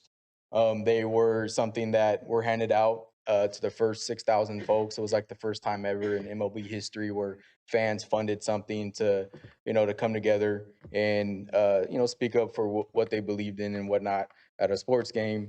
My understanding is one of the shirts are actually going to go to the Hall of Fame, to the museum for baseball. So I think that's pretty cool. And so I think part of the bigger messages in there is how we support organizations, how we support each other for supporting our community. And I think that's really the root of a lot of different folks' efforts and what really makes any city, particularly Vacaville, a place that's cherished to live in, and a place that in itself that is a home to everybody. And so, I know there's been some recent announcement and a lot of concern that I've gotten regarding the selling of the Genentech site. I do only speak for myself on this one. It's unfortunate that Roche has chosen what they have. They're not leaving California. They've invested in somewhere else, and I'm really curious to see how different ways of how we can for companies, particularly of that size, who have provided good jobs for a good amount of time, and sometimes at some controversial moments throughout its history, companies that have generated extreme amount of wealth. How do we make sure that we keep those folks, keep those companies lasting here in our community? And so, in many ways, that's what I'm very open to when we talk about innovation and how do we support businesses. How do we make sure that when they come here and we've created a home for them, and that's allow people to put food on our table, allow folks, to live that good quality of life. How can we make sure that those folks stay a part of our home? So that said, kind of extend into different ways of how we've created and supported our sense of community. I want to thank Chef Stockton. Saturday, goes back a while now. It's been a while since I've been up here, it feels. But the retaining wall was the site of back and forth gang graffiti, and there was a aspiring Eagle Scout. So this particular project is about 90% youth led. The design was designed. There was different designs that came up from some concepts that were pitched to the arts program from Vaca High. They submitted it. There was a community leadership club started at Markham Elementary School, so the neighborhood school for this particular area. Those youth, at one point there was 45 in there. They went out and did the surveys. Okay, they picked one that probably wasn't my priority, but or my number one. But they picked it. It was something that they felt that they had ownership in and that they wanted to see that was bright and beautiful within their community and improve something that was a potential eyesore. That was an eyesore, straight up. And so fast forwarding, working with the city staff, including Public Works, scouts. Shout out to County Supervisor John Vasquez. He came out there and helped clear a lot of debris. After about an hour and a half on one day, we got 12 feet. It's a 210-foot wall. And Eagle Scout, he's like, "Oh, I think we're gonna finish today." I'm like, "Dude, do the math." It was a lot longer, but over 2 days, they helped clear out the weeds and whatnot in the front to make a nice clean canvas to pressure wash and to primer. And that actual paint day, council member, I usually don't, I want to make sure I, give shout outs, not to put a lot of times I'm not all available to come out, so putting that disclaimer. But council member Richie and Chef Stockton came out. Chef Stockton grilled up some really good food for the youth with his family. So I really appreciate you and the family coming out. Appreciate you hooking up the sweets, the donuts. Following day, council member Roberts came out and had to teach him how to paint. But, not everybody's perfect. So, but if you have an opportunity, please check out that mural and truly understand that that is something that's youth led, and that's something that inspires me. That's the future. And again, kind of going back to an earlier item, that particular site across from there's a community garden. That was another Eagle Scout project of how do we put in, excuse me, not community garden, a monarch station. So different pollinator plants that were put in. They were super short for quite a while, but now they really sprouted up. And so hopefully we can continue these efforts. The efforts that staff made earlier today with the housing element, I deeply appreciate, because one of the things that has kind of been disheartening coming back to my hometown is that it seems like anytime we get some type of momentum to help out folks that are lower income or whatever, however we want to classify it, is that a lot of times all these changes come in and whatever progress that was about to be made goes away. And so in many ways, that's how I felt again with how we zone and how we continue to develop open space. And I see there's so much potential, not just to serve whatever the future that particular area serves, as far as what amenities or community space it does, but the effort of seeing our community come together and create something where people may potentially have such a negative view, and where they have these youth and people of all ages contribute towards something better. And just to share the impact that this has, it's not just on those who show up, people around notice it. The amount of folks that were driving by, honking, waving, thumbs up. I mean, you guys, heard that. They, it's something that's really deep, and everybody's has a lot of gratitude from that. A local mom said, in 20-some years, I've never seen anybody do anything. She brought out a big bottle of agua fresca, and the kids sucked that down like in 5 minutes. So I didn't get any.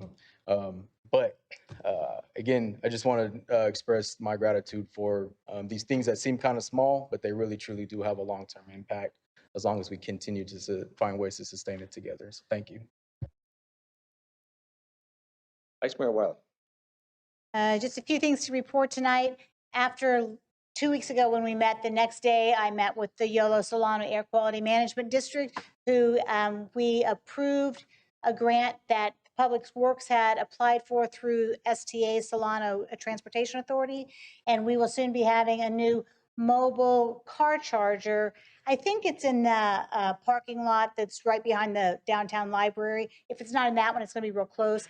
It comes and it has a sun solar panel, so it's totally autonomous. It doesn't need to have any drills or permits or wires or anything, and it can be moved from one side of the parking lot to the other to get the sun or whatever, and it charges two cars at a time. So I appreciate Public Works applying for it, and I'm glad that we were able to fund that, and that will be coming to Vacaville.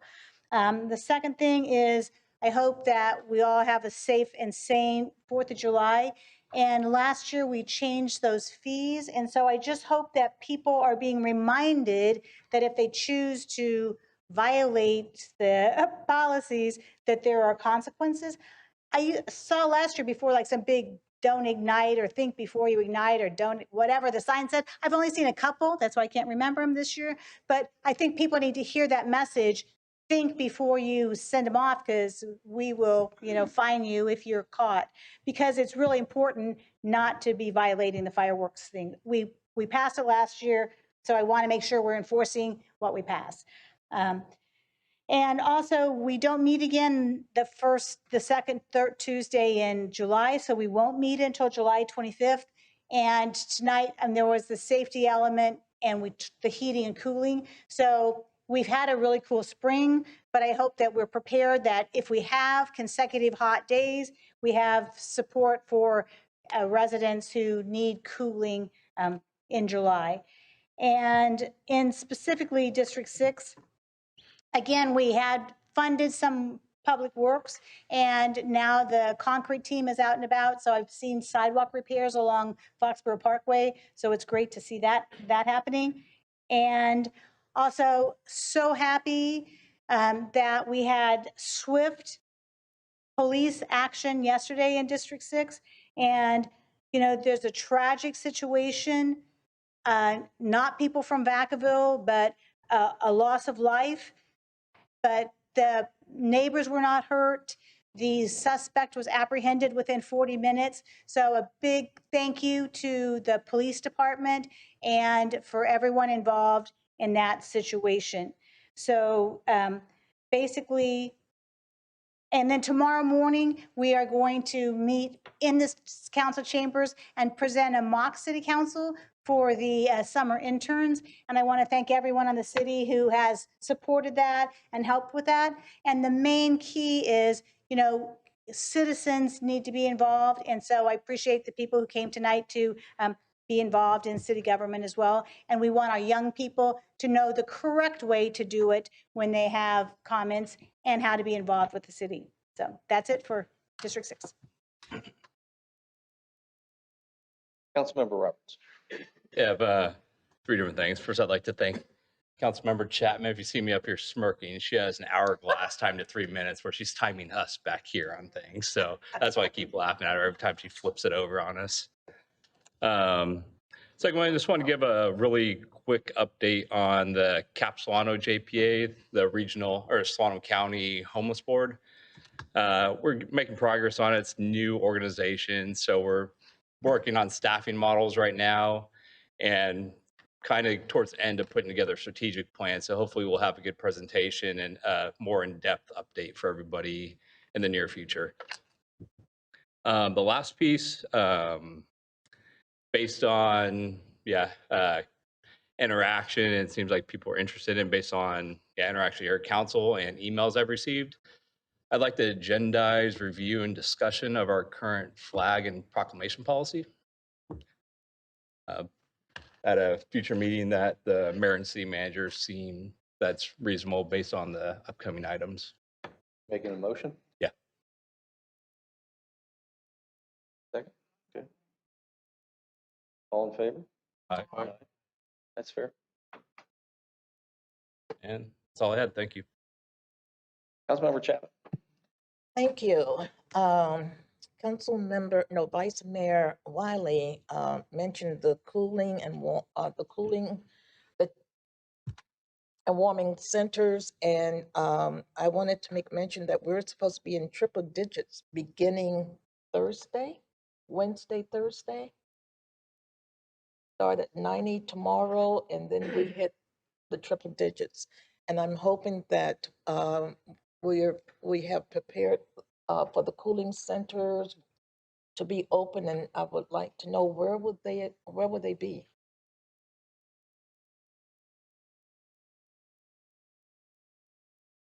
Under the prior rules, it doesn't qualify based on what forecasted temperatures are at this point. But with the new additions that council added with the safety element, we'll be checking with our team and seeing how that qualifies, where it registers, and then if necessary, we'll make sure the council is aware and the community is aware that if in fact it warrants opening up cooling centers, we'll get those established. I was just going to chime in on that. So if the city doesn't officially open one, anybody can use public libraries as any county building as a warming or cooling center. So. Thank you. And I just wanted to congratulate Councilmember Silva. I understand you received a honorable recognition from the Chamber of Commerce. Don't you feel bad for being mean to me now? What did you say, dear? I loved you. Thank you. Yes, I wasn't in attendance, but I read about you in the paper, and we did have representation from the council. But congratulations, that's an honor well deserved. No doubt. Councilmember Ritchie. Much. Kind of segueing off of what Silva talked about and kind of, I think the comments down the line about 4th of July. It's about community, and it's one of the things I ran on, I'll die on. Vacaville is amazing. I wanted to create a place where everyone felt welcomed, community. Everyone felt that they had a place here and was welcome and safe. But like, I spent my life riding by and walking by that wall. I used to live up Wesley. I told him like 100 times there. And it's amazing how, you know, you just get used to certain things. You get conditioned to certain things.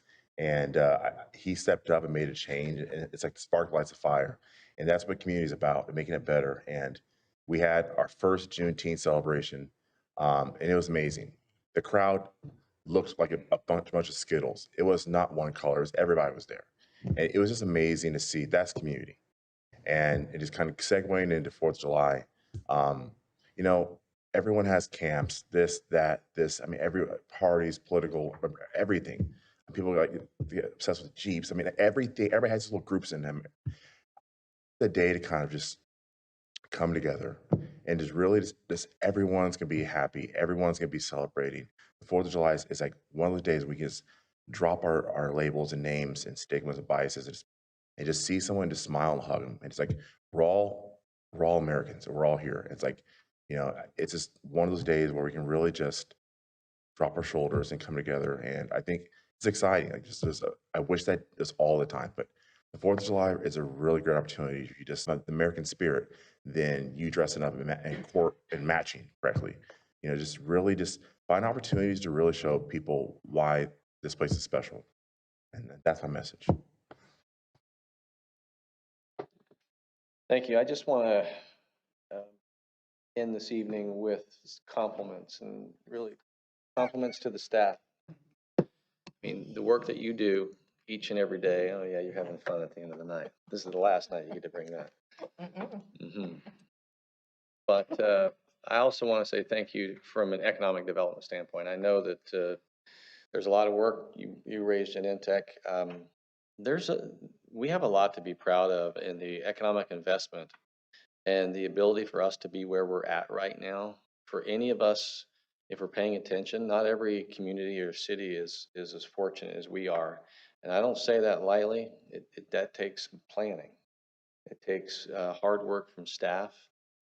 That, you know, for those who will watch this later, the staff sits here and is ready to answer questions. But beyond that, what you do each and every day to run the essence of making city government work, it comes through you and all the people that you represent. So please, I know I speak on behalf of the council, but certainly from myself, pass along the appreciation for all the hard work that you do that makes the community that we have through our local government. It's very complex, and just like Vice Mayor Wiley said, the mock council meeting for kids and students to be involved in local government, for those that have been involved over this summer program, it makes a difference. And any of us who have served in local government understand that sense of satisfaction and purpose for doing what you do, even though sometimes council meetings go long. So with that, we're going to, we have no closed session tonight, so we're going to adjourn. Good night, Vacaville.